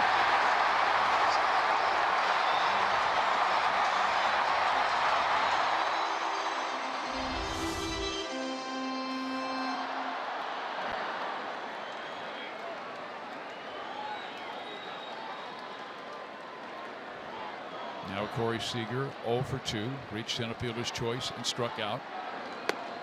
You know, and it wasn't High like strike. Hamill threw the pitcher Maeda a cookie down the middle. It was a slider on the outer half of the plate, and Maeda got a hit.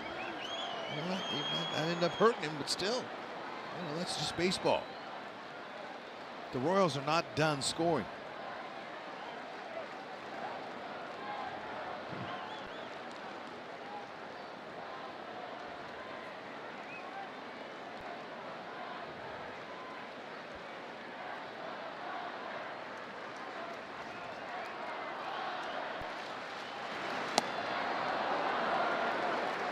Seager's a guy who does strike out a lot. He has struck out 77 times this year.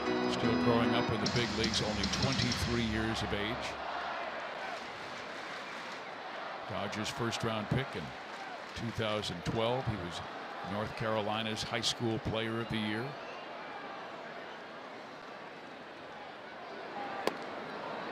It's a strike across. Advantage Hamill. 1 ball, 2 strikes.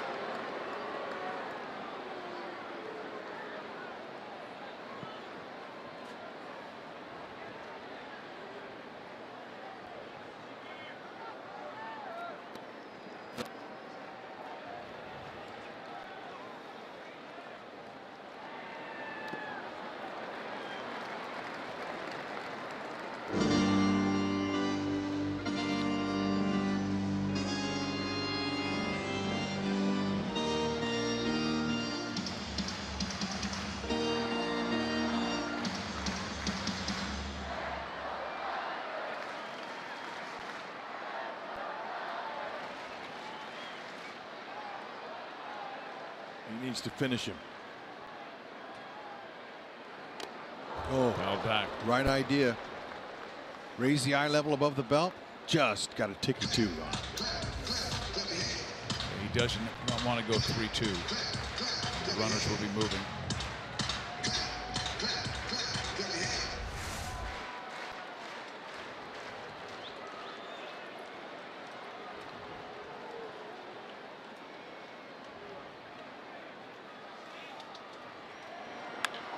Hit sharply past Hosmer into right field. They're going to send Maeda. The throw by Merrifield to the plate. Not in time. 2-1 LA.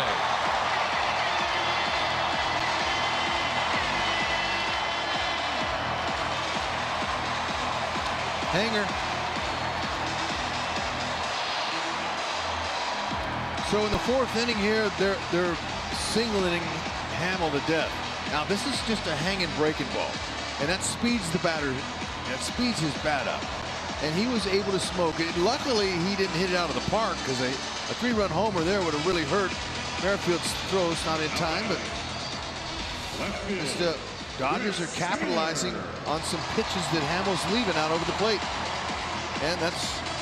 But when Jason looks back at this inning, he'll look at Maeda allowing the pitcher to get on base with 2 out. And Maeda was able to single to left field, allowing this inning to continue, and then back-to-back hits by Forsythe, and Seager not only tied it, but gave the Dodgers the 2-1 lead.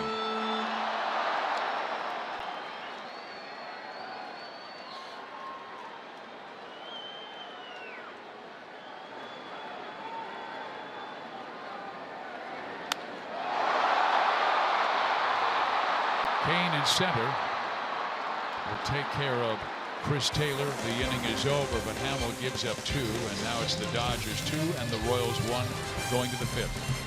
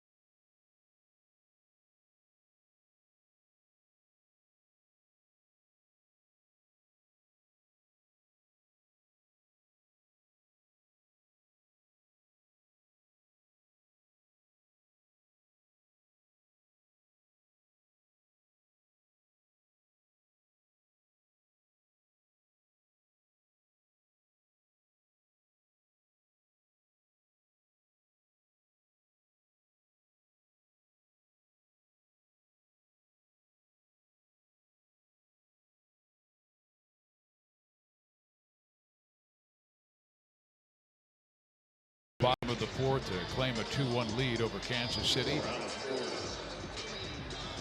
Time for our University of Kansas Health System injury report. It's about Terry Francona, the Cleveland Indians skipper. He underwent a heart procedure yesterday in Cleveland, will not manage the American League All-Star team, and is expected back to the Indians next Friday after the All-Star break. His bench coach, Brad Mills, will actually manage the American League team next Tuesday. Why not? Millsy's got plenty of experience, and we're happy that they were able to find what was messing him up and what was allowing him his discomfort. So thankfully they found it, and hopefully they fixed it, and Tito can get on the mend again. Great guy.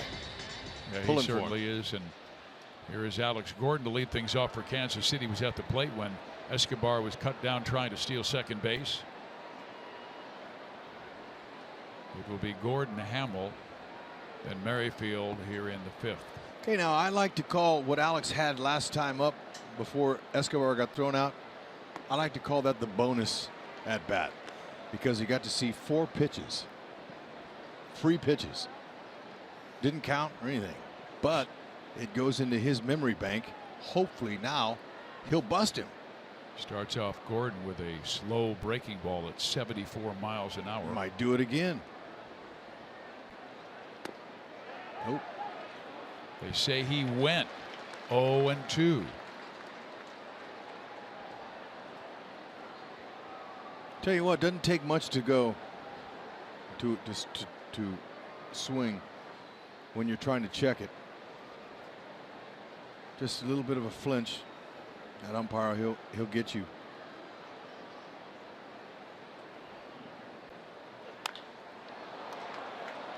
Sit. That's a fair ball, and it will bounce into the corner. Puig getting to it quickly and fires to second, but Gordon has himself a leadoff double with 2 strikes on him. Now you got the pitcher up, and he moves you over with a bunt. So Escobar getting thrown out, just like I said. That was okay. Okay, good job, Alex. Waited him out. He got the 4 extra bonus pitches. He saw the cookie, got it, stayed on top of it. Very nice. Look at this throwing motion here. Stays on top, doesn't he?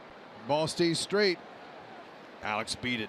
I'm very surprised that Maeda, who has very good control and command, threw such a hittable pitch. 0-2 in the count, a fastball. Fizz, right down the middle. He's closing in on 80 pitches. His command is not good as it was in the first couple innings. Good point. Get him. And for Hamill, look, just move him over. Move him to third base. Get him over there, less than 2. You got a chance to score him. With Whitley coming up. He has 37 sacrifice bunts in his career. That's right. Just make the third baseman come and get it and field it. That way he vacates third. Left-handed first baseman, they can throw you out at third. And he gets it down. He'll go to first base, record the out. Gordon goes to third, representing the tying run. Beautiful. Ned couldn't have wrote this, the beginning of this inning, up better. Or could have written it. What's the proper English? Look, I can tell you the proper technique, though. That's right. Barrel above the hands, put the ball down, bunt the top half of the ball. Don't have to bunt to the third baseman if you have a bunt like that. He deadened it. Did his job. There is proper English and there's proper HUD. And people in the heartland now speak HUD. Because for years I used to go home and my poor wife, she would go, you know what? You didn't make any sense tonight. I said, honey, sorry, I'll work on it. She goes, no, you can't work on it. Anyway, watch Whitley work on getting that runner home. Would you think about bunting for a hit? No, because Whitley is so good with the wand. Let him stay up the middle. Oh, no. Ah.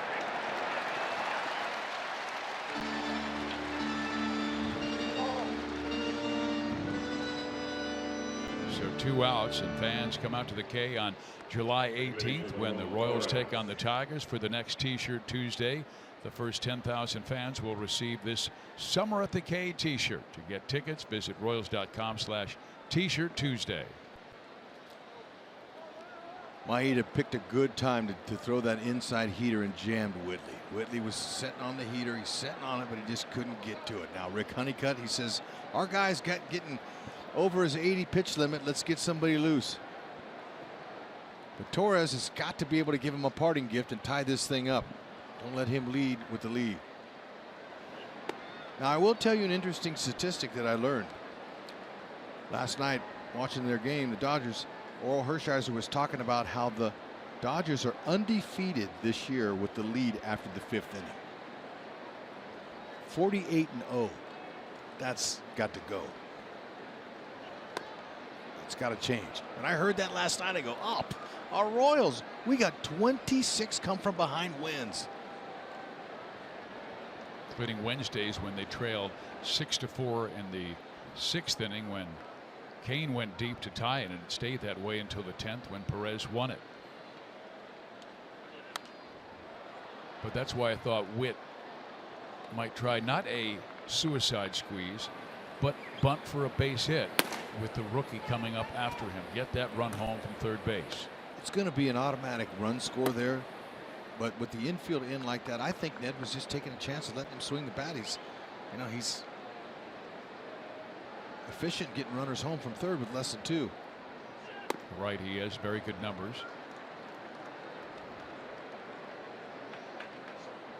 A 3-1 count to Torres, who walked his last time up.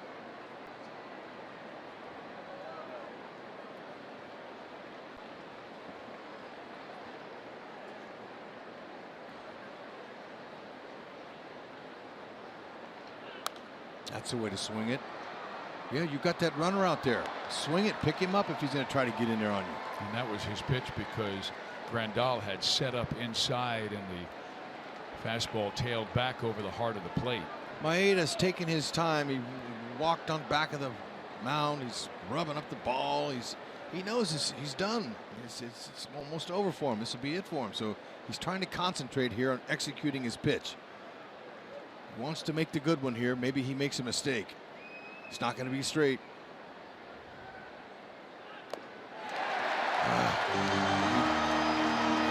Got it by him. Maeda 5 strikeouts in 5 innings. We head to the bottom of the 5th inning. Dodgers by 1.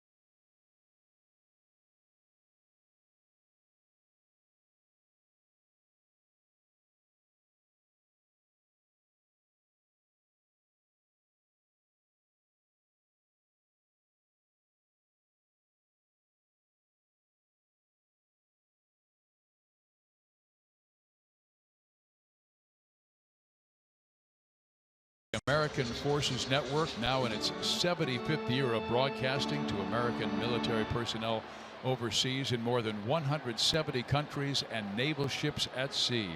Welcome to those watching tonight, and thank you for your service. That's right.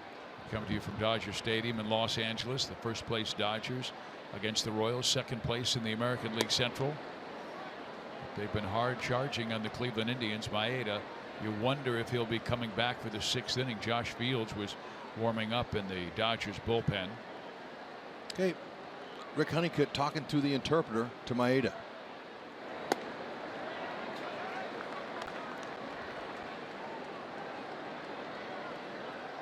Hamill falling behind meantime. Cody Bellinger.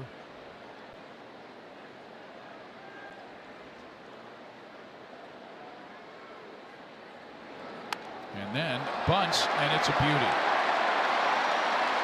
Yeah, he's plenty of good enough athlete to do that. Moose is saying, okay, I can do that too. That's another reminder for those left-handed hitters that play the shift that way, him and Gordon. You can check it out now. Moose is sitting over here.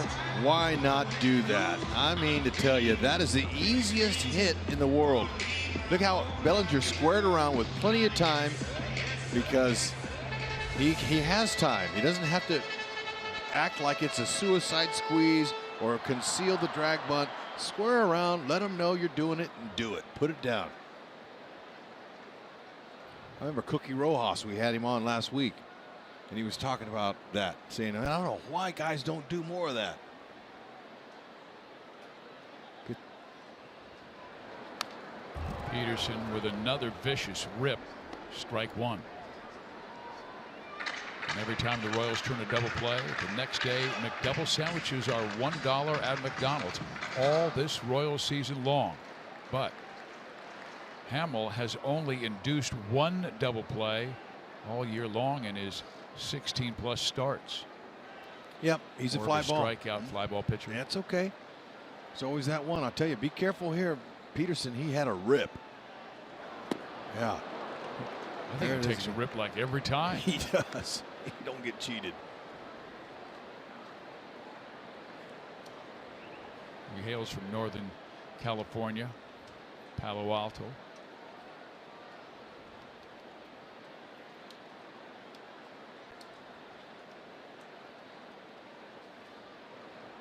Bellinger has good speed. 5 out of 6 steals. He'll go. Punches it to the right side. Hamill might have the double play. Escobar, yes! It's 2 on 1 pitch. Hey now, that'll work. There's a rare double play for him, but he'll take it.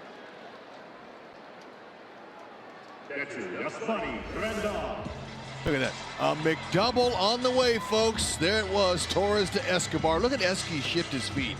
You see how he shifts his feet? He gets him going in the motion he's going to throw. Makes it easier for that strong arm to come over the top. Man, he's got nice skills. A routine double play to me never gets old. Now Grandal, who has struck out twice, really having a tough time with Hamill's slider. Keep them guessing, hold them down right there, and I'll tell you what, even though the Dodgers haven't given up a game with the lead after 5 innings, they have never played the Royals yet this year.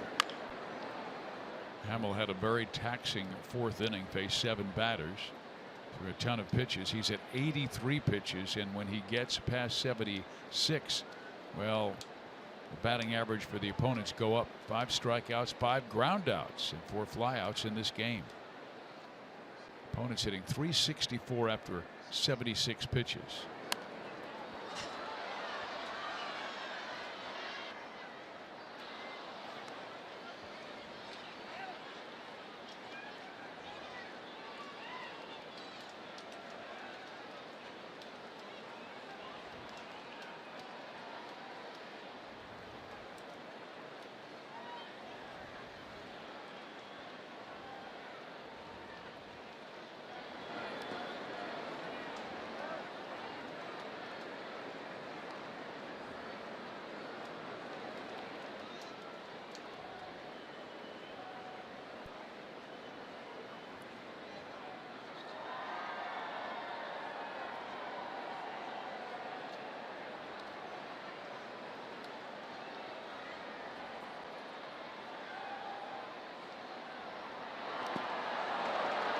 Hamill gets the strikeout.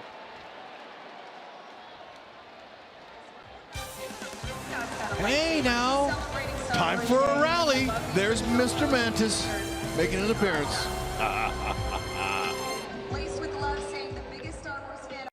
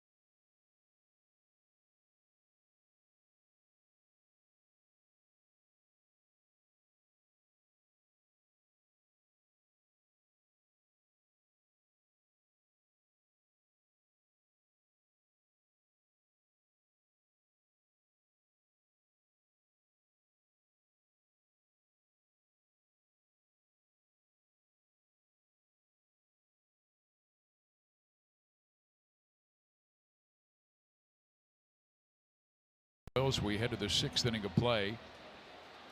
Time for our sprint trivia question and answer. Who are the only 2 players to win the Major League Baseball All-Star final vote twice? The flying. Another one was from Hawaii. Flying Hawaiian. Shane Victorino. And Mike Moustakas are the only players to do it twice. I tell you, Moose has got to be really proud. I talked to him a little bit today, just congratulated him. Our Chevy call to the bullpen, HUD, not to interrupt you, but I just did. Josh Fields pitching in his 30th game. It's been overwhelming for him. For Fields, He hasn't been overwhelmed. 29 2/3. He's got a 3.03 ERA, 35 punch-outs, 2.08 opponent average. He gets the call from his skipper. He was recalled on July 1st for his 4th stint with the ball club. The 6th that is our Sonic Slam inning. Our contestant is Tim Coulter from Independence. If the Royals hit a home run out of the park in this inning, Tim, you get yourself $500. But if the Royals hit a grand slam out of the park, Tim will win $25,000 from Sonic and the Royals. Haven't seen a Mantis sighting in a long time. Maybe that brings a little rally here, but you have to tune up that bat a little bit. There's some 97 for you on the first pitch from Josh Fields. 6 feet tall, 195, 31-year-old. Yeah, they acquired him from the Astros midway last year. He had a terrible time with Houston with a 6.89 ERA, but really helped the Dodgers down the stretch. And Cain skies it in the air, right center field. Puig says he has it. He does, and there's one out. 2 fastballs in a row. Cain almost jumped on that one now. If Fields is liking that pitch, and he should, it's an above average fastball. The Royals are saying thank you. We'll take all of them. Throw them all heaters like that down the middle. We'll take it. Hosmer 0 for 2. But Grandal, veteran catcher, he knows he'll have to put a wrinkle or two in a few of those pitches to have some success. When Fields was acquired last year, traded from Houston to LA, 22 games, a 2.79 ERA. Rick Honeycutt really figured some things out.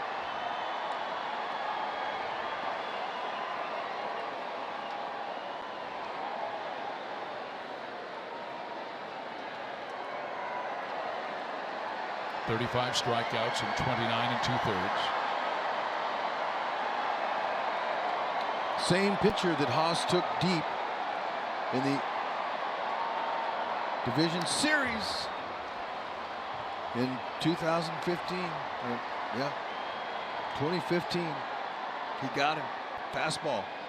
Pulled him too. Right center. You remember that? It finished the game off. Oh. Because the Royals had taken the lead after that incredible comeback from 4 runs down in the 8th inning. And then Hosmer with pretty much the dagger to the heart in the 9th. And you could hear a pin drop on cotton in that ballpark. He's trying to get that heater up in his kitchen. He not only wants to get him out, he wants to take his lumber too.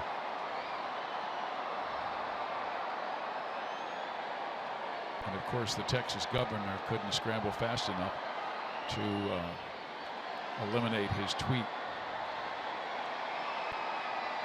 Yeah, I remember reading that, Fizz. You remember what that said exactly? Congratulations.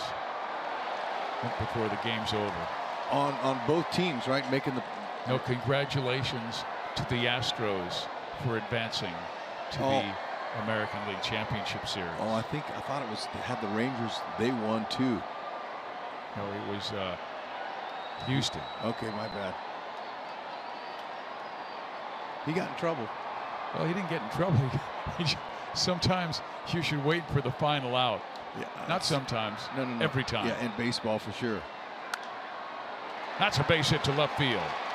Hosmer around first base, stops there. 1 out single. Fields thinks he's going to beat the Royals with a fastball. I don't know. Especially this next guy coming up here.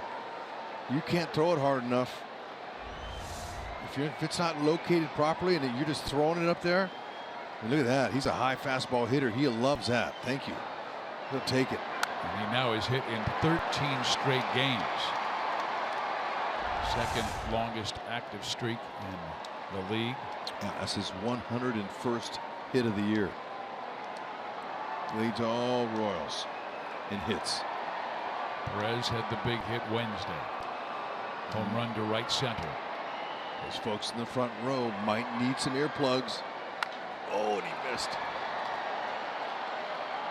Center field, Jock Peterson, 2 out.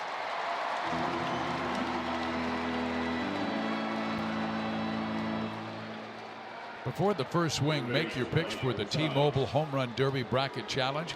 With a little luck, You and 3 friends may be going to the 2017 World Series thanks to T-Mobile. Make your picks at MLB.com/bracket challenge.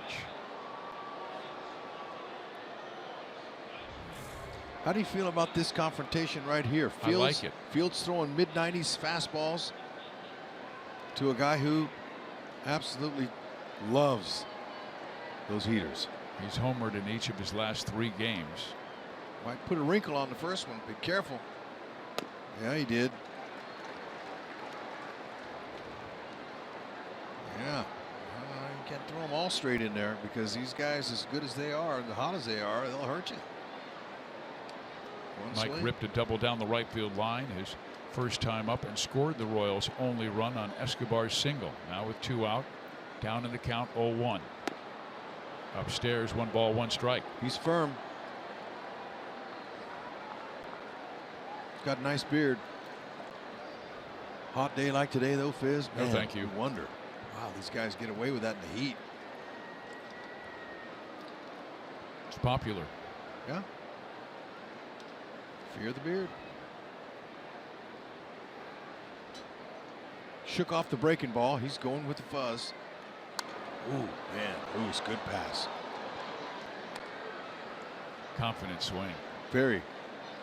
Just takes his hands right down through the ball.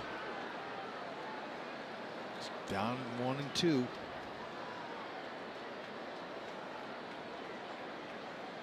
Fields has options. Yeah, but you know what? He wants to get him up in the zone with that high, hard heater.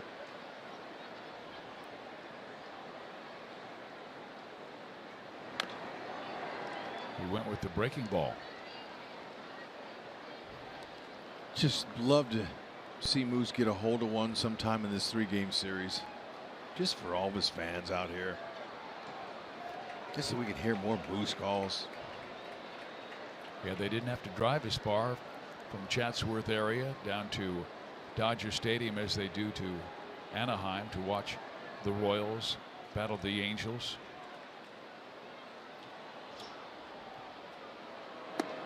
And then he waves at a fastball up, strikes out.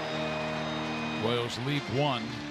We head to the bottom of the 6th. Dodgers 2, the Royals 1.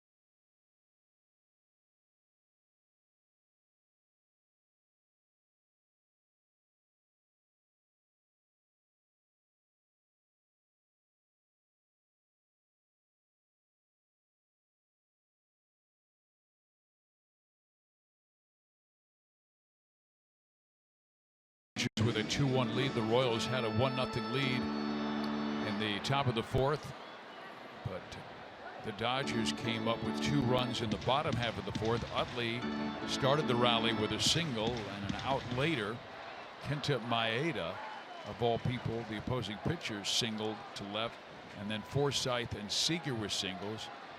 tied it and gave the Dodgers a 2-1 lead. Now Utley, Puig, and then the pitcher spot.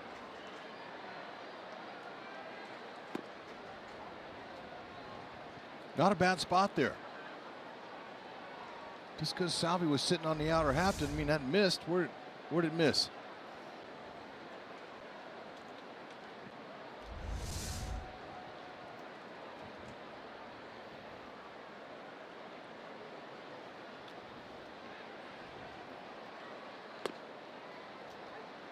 One ball, one strike.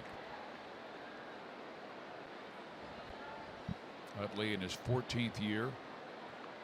Crew chief Bill Miller's at first base, so he'll be behind home plate tomorrow. And then Kerwin Danley at second. Adam Hamari at third.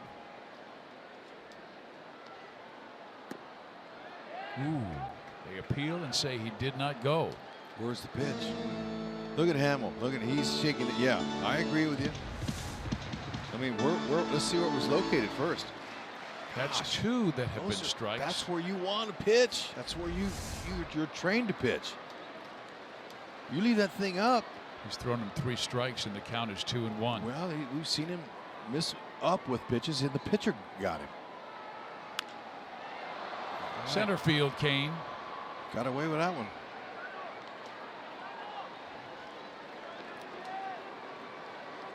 Fans, the Royals and Fox Sports Kansas City are offering a unique way for fans across the Midwest to enjoy a game at Kauffman Stadium. It's the Raised Royal Fan Express. Fans in designated markets will have the opportunity to win a trip to the K. Next up is Lincoln on July 15th. Go to Royals.com/Fan Express for more information. Lincoln, Nebraska coming to town. Huskers night's coming up pretty soon too. Here's Puig.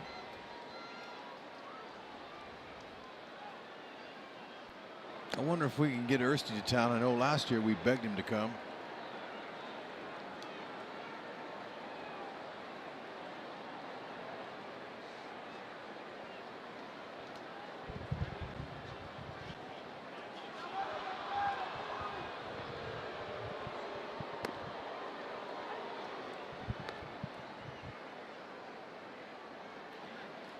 Hey, Kiki Hernandez is on the on-deck circle for the pitcher. Okay, so if it's that July 15th, that bus is coming from Lincoln.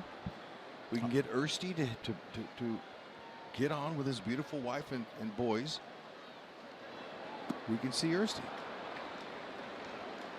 So you're reaching out, or you're expecting him, or you've already communicated with him. You know he's going to be there. You know what? I just got some bad news. We don't televise that day. Oh. It's a Fox Sports 1 game. Ersty's just groaning because you're not going to be there. No, he's over me. I'm not over him. Love means never having to say you're sorry. That's exactly right. Look, he was fun to watch, just as much fun as his homie out there in left field, Alex Gordon. Right now, Hamill should have had Utley struck out. Mike Minor is warming in the Kansas City pen. Royals have a rested pen after yesterday off. And that ball is struck well.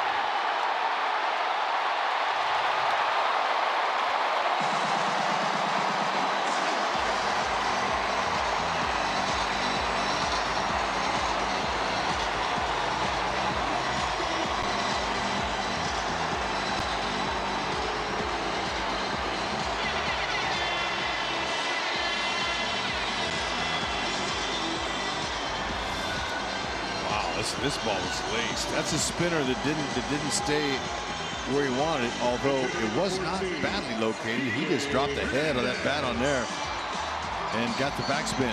He went down and got it, stayed with it, he pounded it. It was almost like he was looking for that pitch. It's a long way. You hit it midway up in those stands there. Hernandez takes strike one. Same identical pitch as the one that Puig hit out right there. And you know, you throw that slider enough. Now this being the 4th time through the order, they're going to look for it.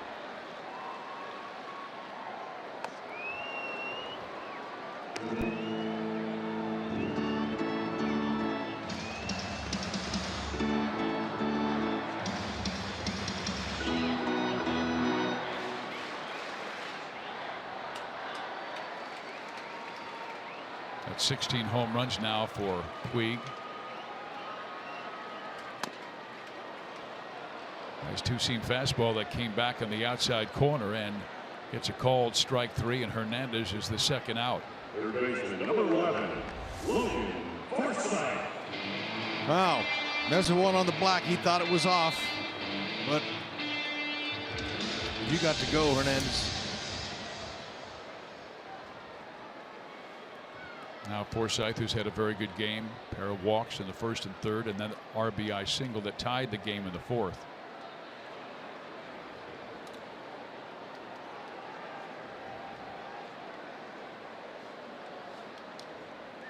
He hurt Kansas City as a member of the Rays last year, going 6 for 14. Steady player. I remember back when the Dodgers got him in the trade. The third baseman Longoria for the Rays wasn't happy with his organization for giving him one of their star players up. Not only that, but as Longoria said, a gamer, a leader, and the Dodgers searching for that because they've just been unable to get to the World Series. They get to the postseason, it seems like, every single year. LA has won 4 straight division titles, but no World Series. Right, and Tampa Bay, they're 4.5 games out from Boston. They got a chance. Royals right now have the lead for the second wild card spot. I know we talk about that in early July, but long way to go. Oh man, I'm telling you, a lot of ball left. Forsythe, Torres backhands, throws him out, and they get him out for the first time, but Puig goes deep, and the Dodgers take a 3-1 lead over Kansas City. The new pitcher will be Brock Stewart.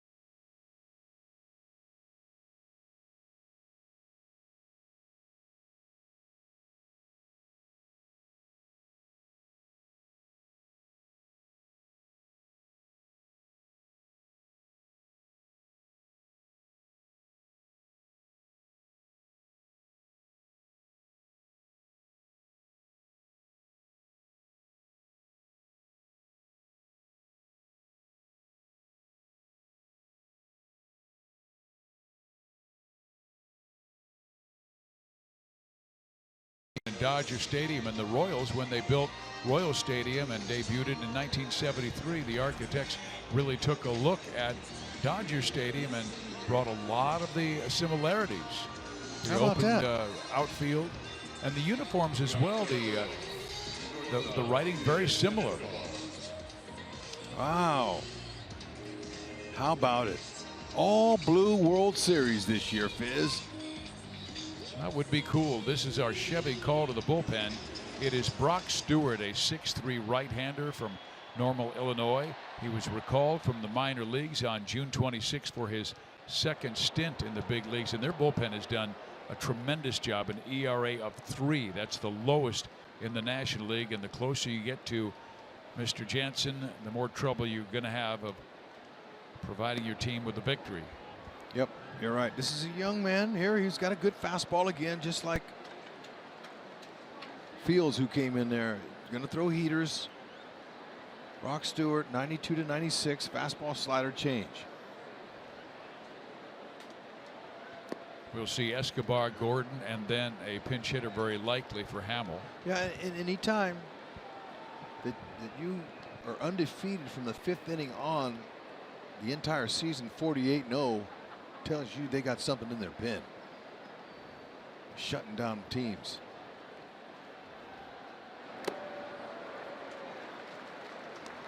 Now, this young man doesn't quite have the giddy up that Fields had. But Brock Stewart, he's mid-90s. Right now, Hamill has his batting helmet on. But I saw Bonifacio getting ready down there as well.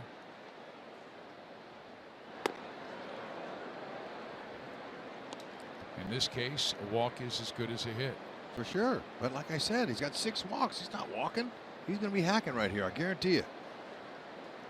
Be nice if he would maybe make him throw him a striker here, but he's coming right after him here, and Esky knows it. And he will fly out to right field.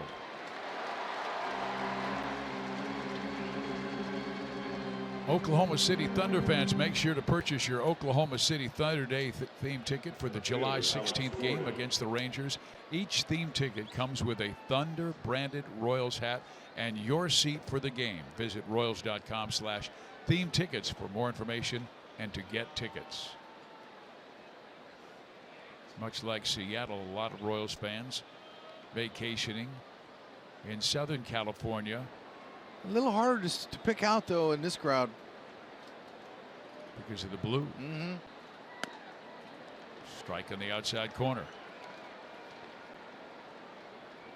Jorge Bonifacio has moved to the on-deck circle to hit for Hamill.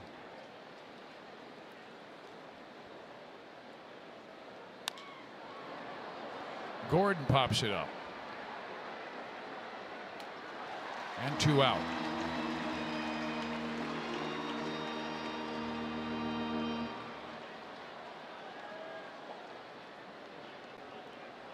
And now Jorge Soler has moved to the on-deck circle, and he will come out a hit, and they'll hold Bonifacio back.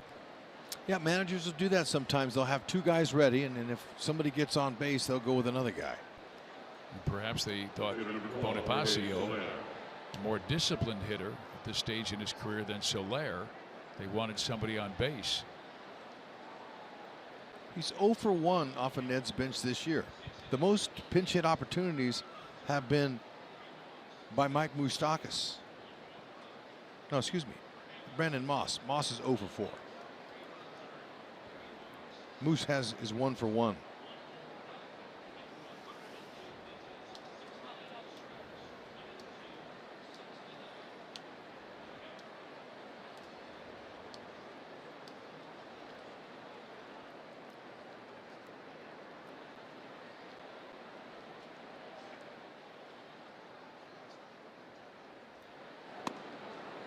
Strike 1. Okay, a little just to get me over slider just in case. Soler does have a pinch hit home run in him before, but that's what you do to a pinch hitter. You can't throw him a fastball. Most pinch hitters are ready to swing. So he's being a little careful. He knows all about Soler's power, even though Stewart's young in the league.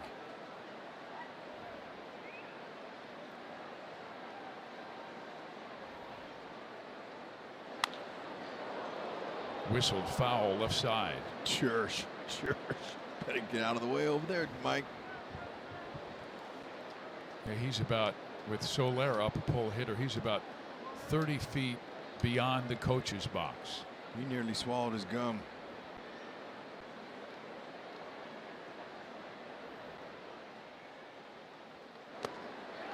And then Stewart strikes him out. So the Royals 1, 2, 3 and the top of the 7th. We'll see Neftali Feliz when we come back.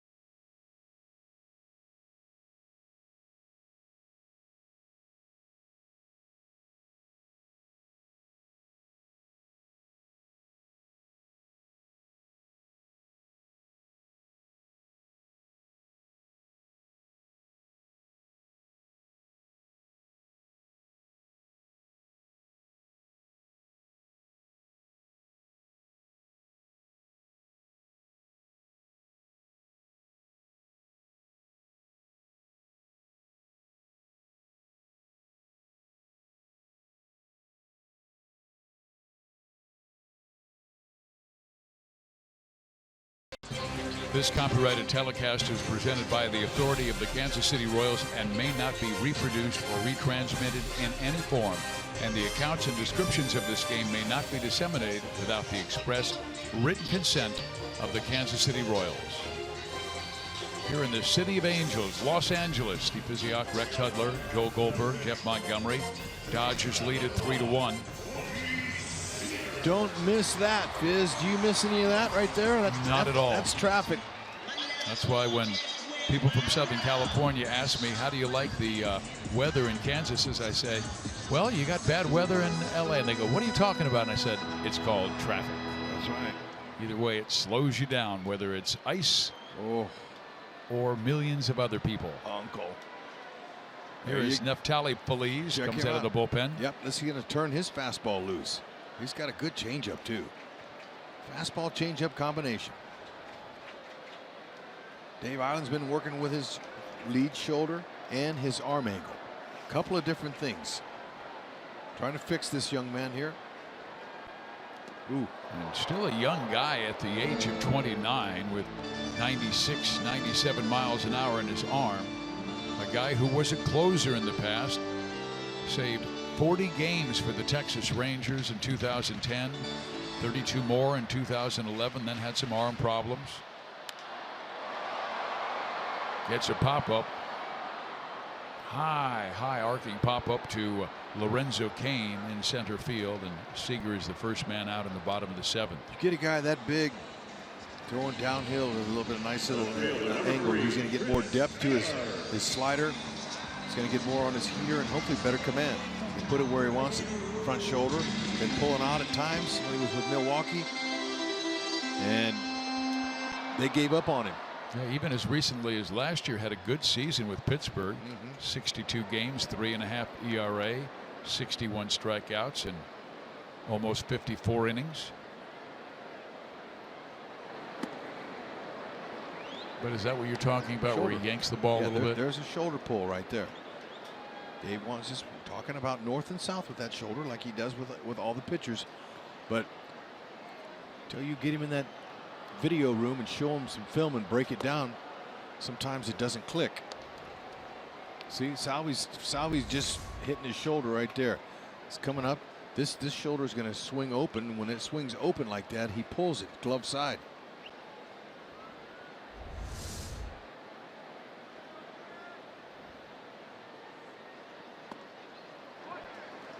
Chris Taylor 1 for 3. He had 4 hits yesterday. You know, he's out of his 10 home runs this year, he has 3 grand slams. That's clutch. First time he's been an everyday player in the major leagues. Everything has come together for the Dodgers this year.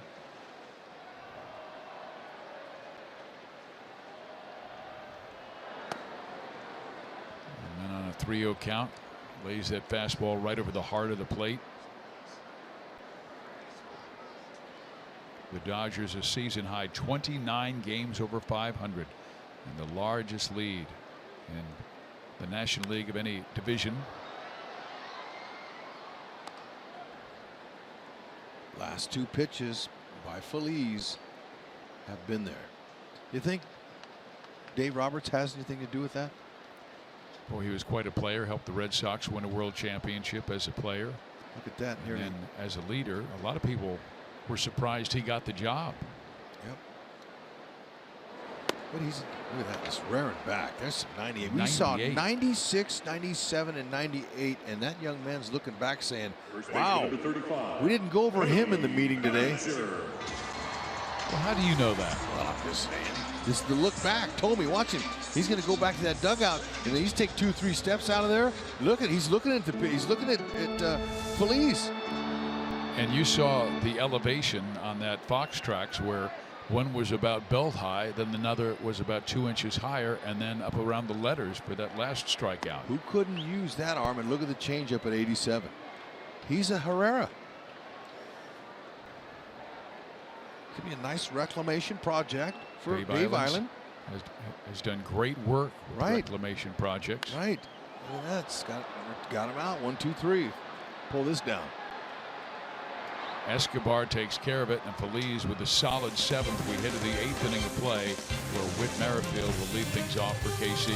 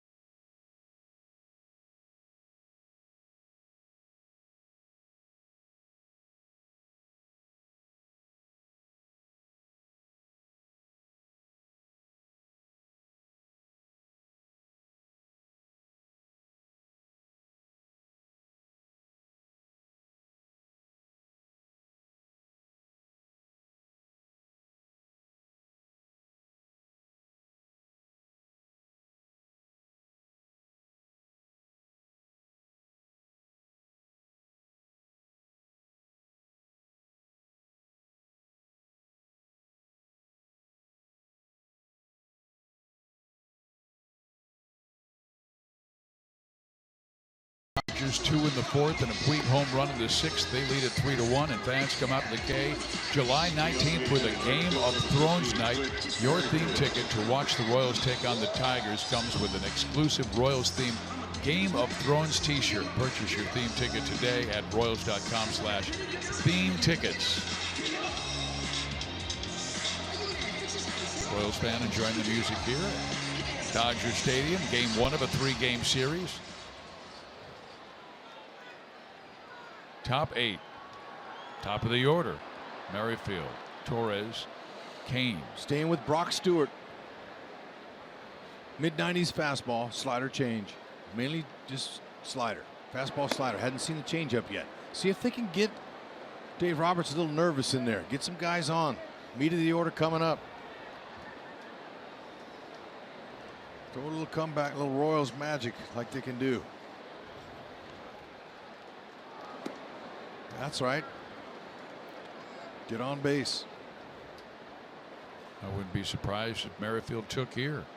Yeah, he will. Royals need to get one on to bring the tying run to the plate.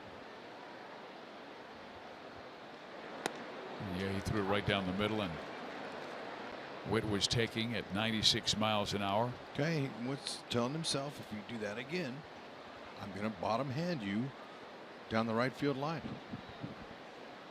He wouldn't turn on that inside fastball? If it's on the outer half. Yeah, they're going to come in on him. Oh, good swing. Just missed his pitch. Oh, too bad. 1 out.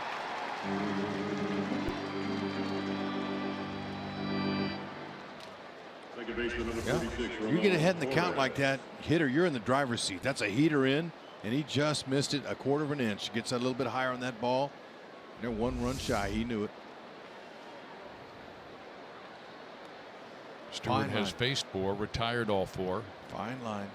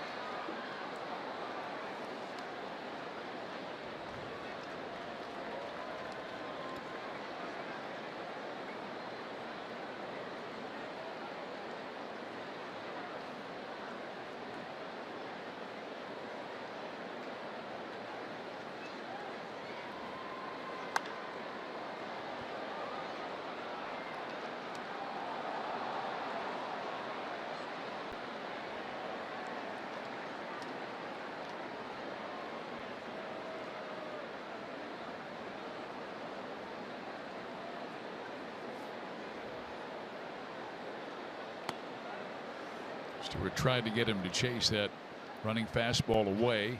Off speed pitch.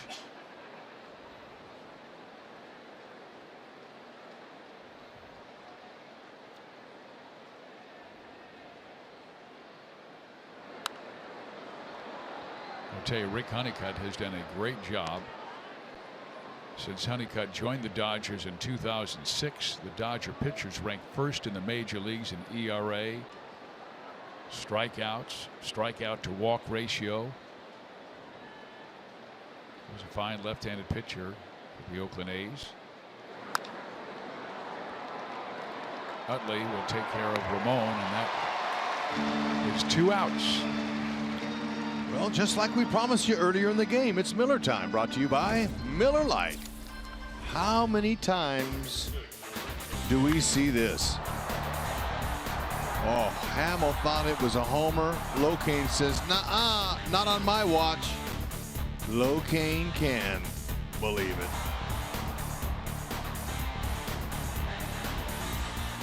And even though Hamill gave up hits in every single inning, he has a quality start, giving up 3 runs in 6 innings. He battled.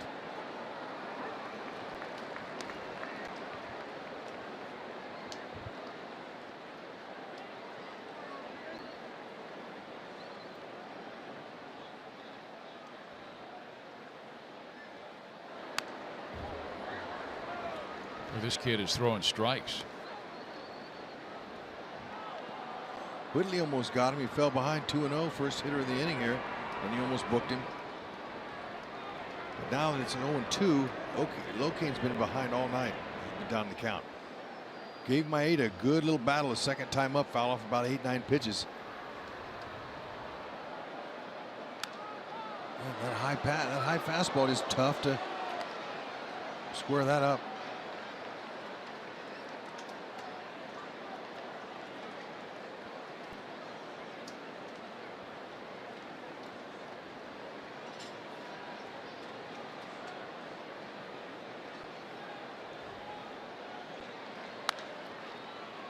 Two-third.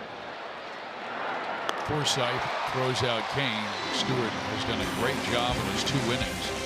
1, 2, 3, 1, 2, 3, 7th and 8th. We'll be right back.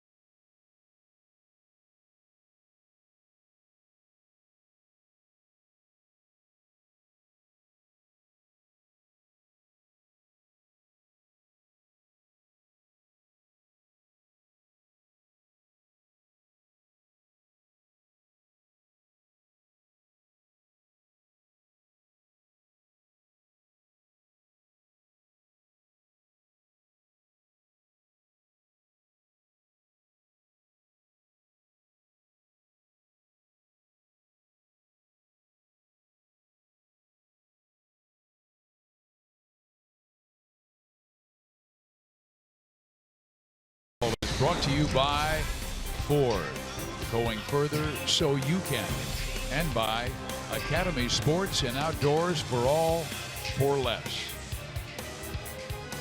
Steve Physiak, Rex Hudler, Joe Goldberg, Jeff Montgomery from Los Angeles and Dodger Stadium. First place Dodgers in the National League West, second place Royals in the American League Central.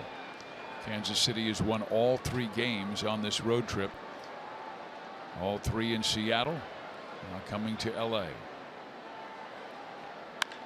And there's a line drive to right center field. That will get all the way to the wall, and Jock Peterson on for the first time with a double.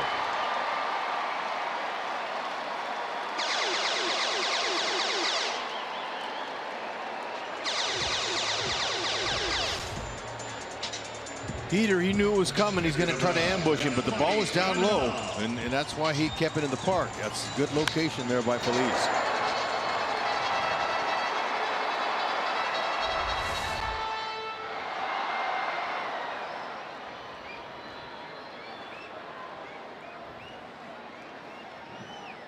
Feliz went 1-2-3 with the Dodgers in the 7th, facing hitters 2, 3, and 4. Peterson gets him, and he delivers a low fastball swung on and missed by Grandal, who is 0 for 3 all 3 times striking out against Jason Hamill.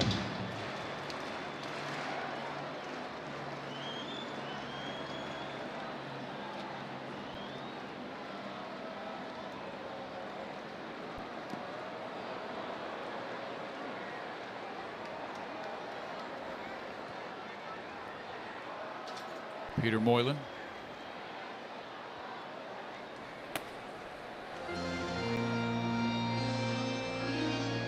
Got a good pitching matchup for the game of the week on Fox.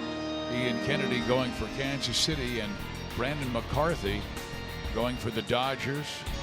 Kennedy throwing much better the last month of the season. McCarthy a 6-game winner this year.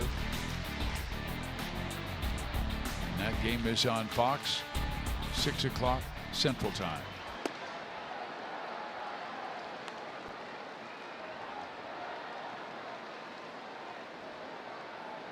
There's your color commentator for tomorrow, AJ.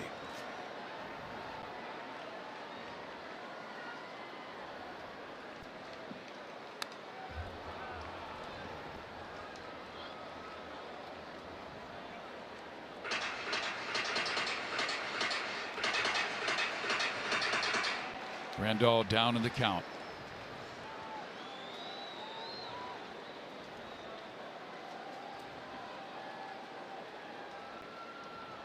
Oh, good changeup struck him out. Better believe it. Randall with 4 strikeouts tonight. Looks good, I'm telling you. Look at that changeup, man. Especially when you're throwing 97 up there. That's a Herrera changeup. Herrera throws 88 to 90, 91 with a changeup too. That's beautiful. Not too many right-handers, or any left-handers for that matter, have a pitch like that with that type of velocity.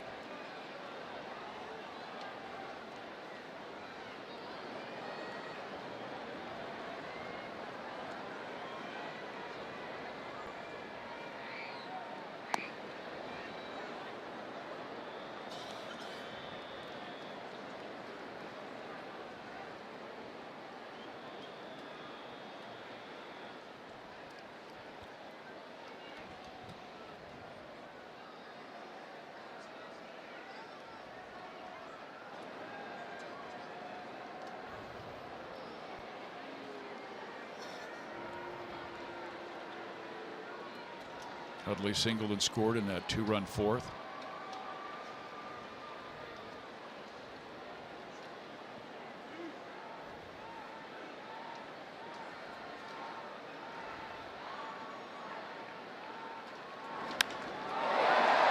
Well struck center field over the head of Cain, and for Chase Utley that will be his 1,000th RBI as he gives the Dodgers a 4-1 lead. Yep, I'm sure they'll want that baseball. Yep, as Kerwin Danley's inspecting it, throwing it to the pitcher, Feliz, and they're going to ask for the ball. The Dodger dugout's asking for it.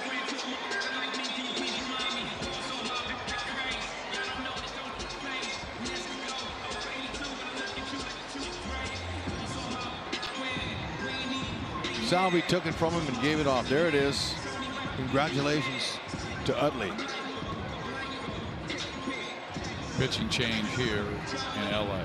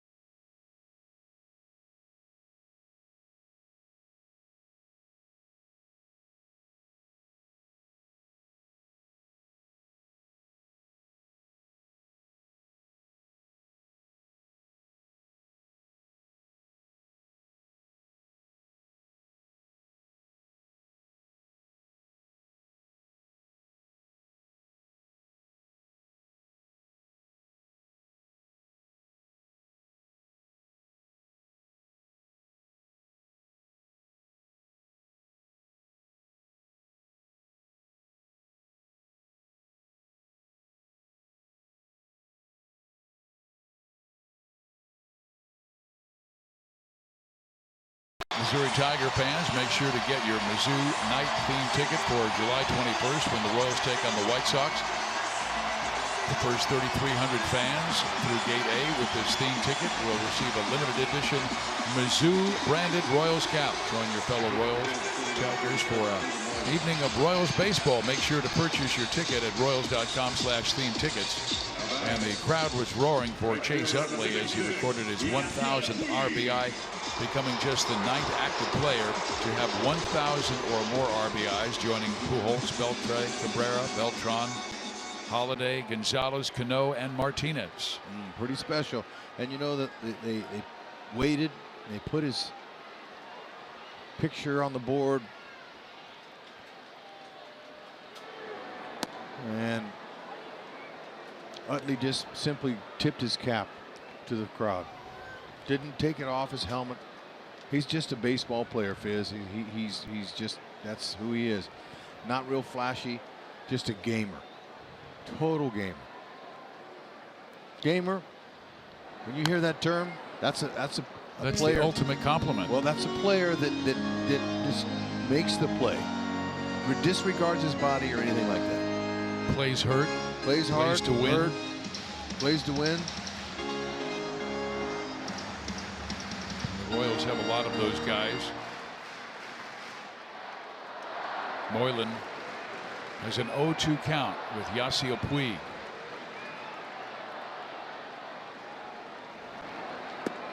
And we see Puig strike out. So he is done. Good pitch there. Moylan's sinker slider. And if you've never faced a guy, well, I'm sure Puig has faced sidewinding righties before, but he's never faced Moylan. So Justin Turner will be the pinch hitter, and he receives a wonderful ovation. And Salvador Perez probably congratulating him on being selected by the fans to be a National League All-Star. It will be his first game. And there is Mike Moustakas, who is voted in by the fans, and the American League team.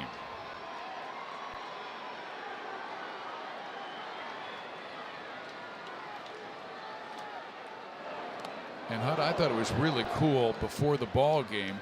The Dodgers honored both of the players. They had both Turner come out from the Dodgers dugout, Moustakas from the Royals dugout. They honored them.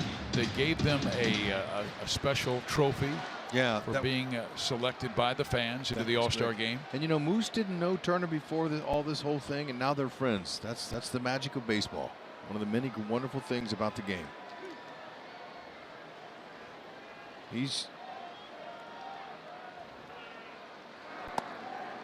Turner's got a great eye. I mean, you see his overall numbers this year. He's hitting .380.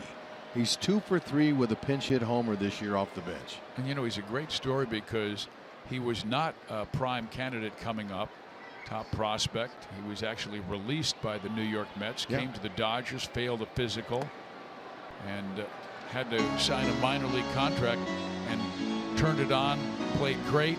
Now he's got a 4-year deal. Right, because he conditioned himself. He changed his diet. He totally got focused, and he got real.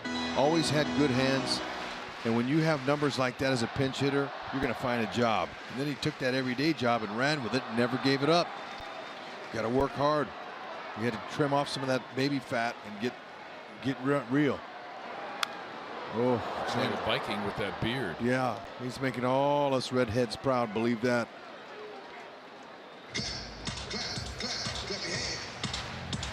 Cole Calhoun, I saw him before the game. Turner, I talked to him. I said, man, keep the red alive. He goes, we got Calhoun? And then he mentioned another guy, too. And I told him that Aaron Judge showed me his red hair. He's got some red, too. Believe it. He got excited when I told him that Judge had a little red hair. You know, my self-esteem goes down a notch every time you talk about redheads, and I don't have any. Hey, it's a special club. It is, and I'm not invited. Look at his rips, though. Watch it. He's hard to fool. He gets a full rip in there. Gets right up on the dish. Tried to tease him. A little bit low. Full count, 3-2.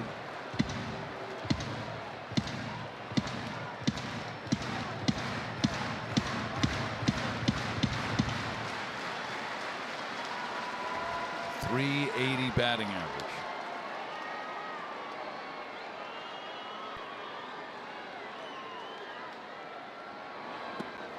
Tried to tease him again with that breaking ball and walks him.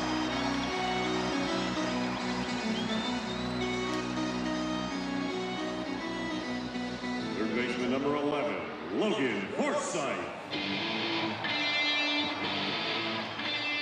So Moylan with a strikeout and now a walk will face Logan Forsythe, another right-handed hitter who has been on base 3 times. A pair of walks, a single, an RBI, and then a ground out.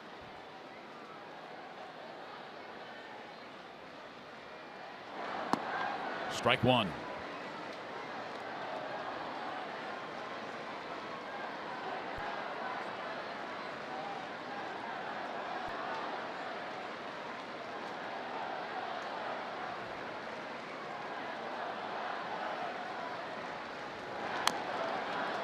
Strike 2.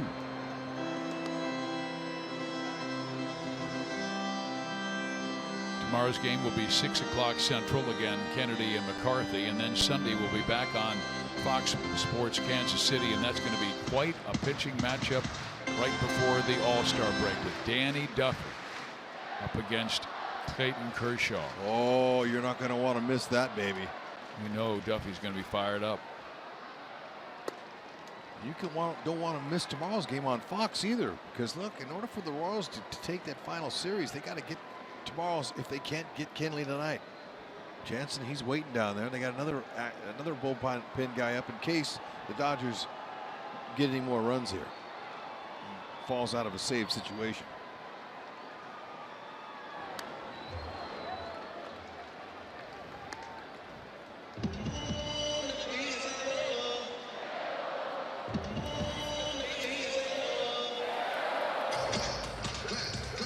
Stripling is the other right-hander along with Jensen.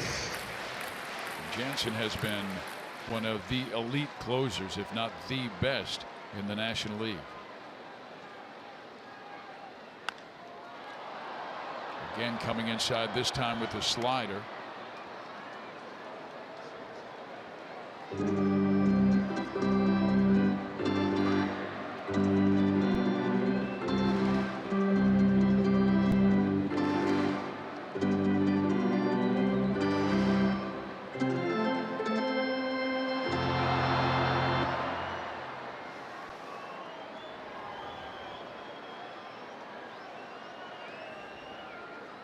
He struck him out. Got him on that slider away, and that does it. But one more comes home for the Dodgers. When we come back, we'll see Hosmer, Perez, and Moustakas.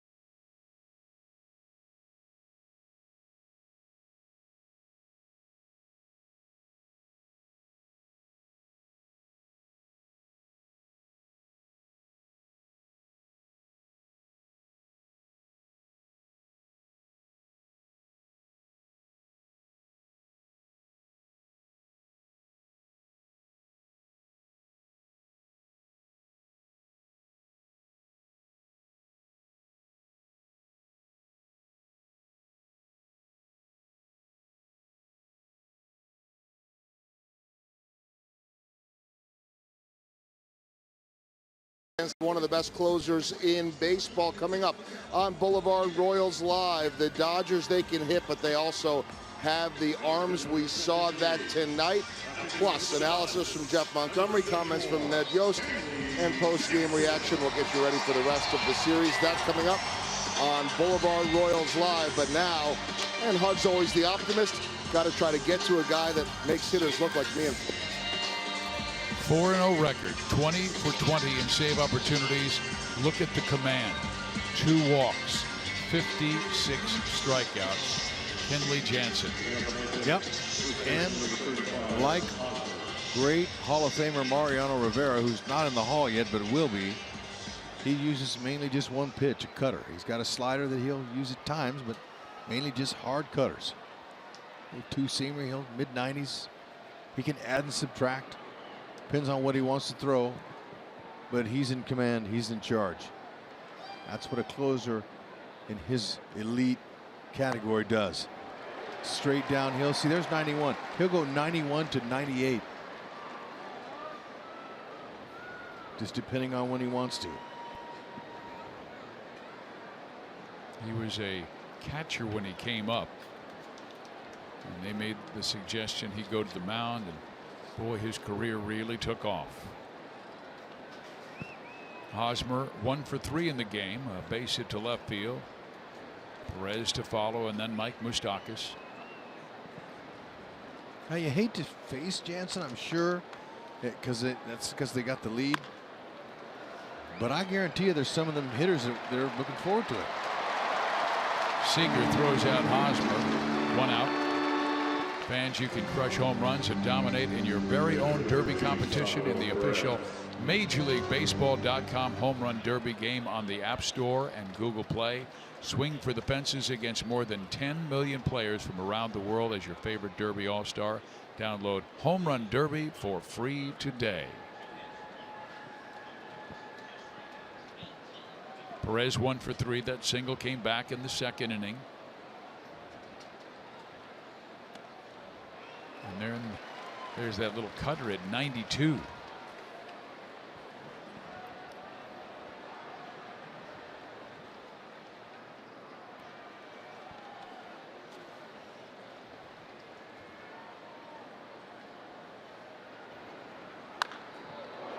Whistled foul, but advantage Jansen. 0-2. Salvi with a quick bat. Yeah, that's what I'm talking about, Fizz. You don't want to have to face the guy because that, you know, that they got the lead. He's closing it down, but you want to face an elite pitcher. You're expected to not get a hit off of him, but if you get a hit off of him, it makes you look better. And it's all about competition up here anyway. These guys are all alpha males. They all compete. They all want and believe that they have the best and they can beat you. And the Dodgers starter only went 5, and then they've relied on the bullpen for the next 4. Fastball up. There's one rolled up the middle, cut off by Seager, who throws out Perez, and the Royals down to the last out, trailing by 3. Our Honda plays of the game, certainly by the Los Angeles bullpen, the #1 ranked bullpen in the National League. 3 2/3 innings, only 1 hit. No runs, no walks, a couple of strikeouts. Jansen trying to nail down save number 21 this year.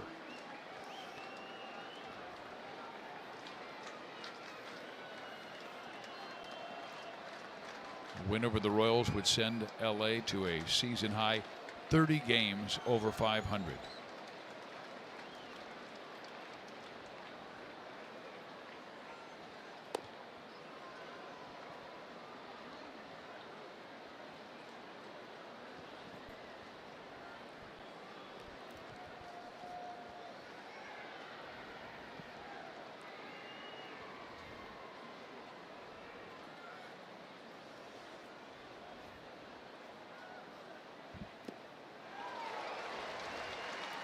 And he throws an 84-mile-an-hour breaking ball like that.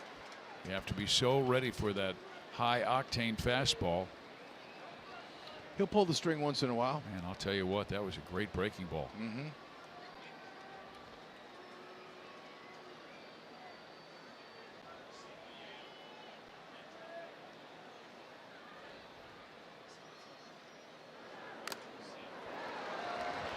He challenged Moose there. Moose with a good rip just fouled it off. No reason to walk anyone with a 3-run lead. No, and if he threw it there, he's going to throw it again.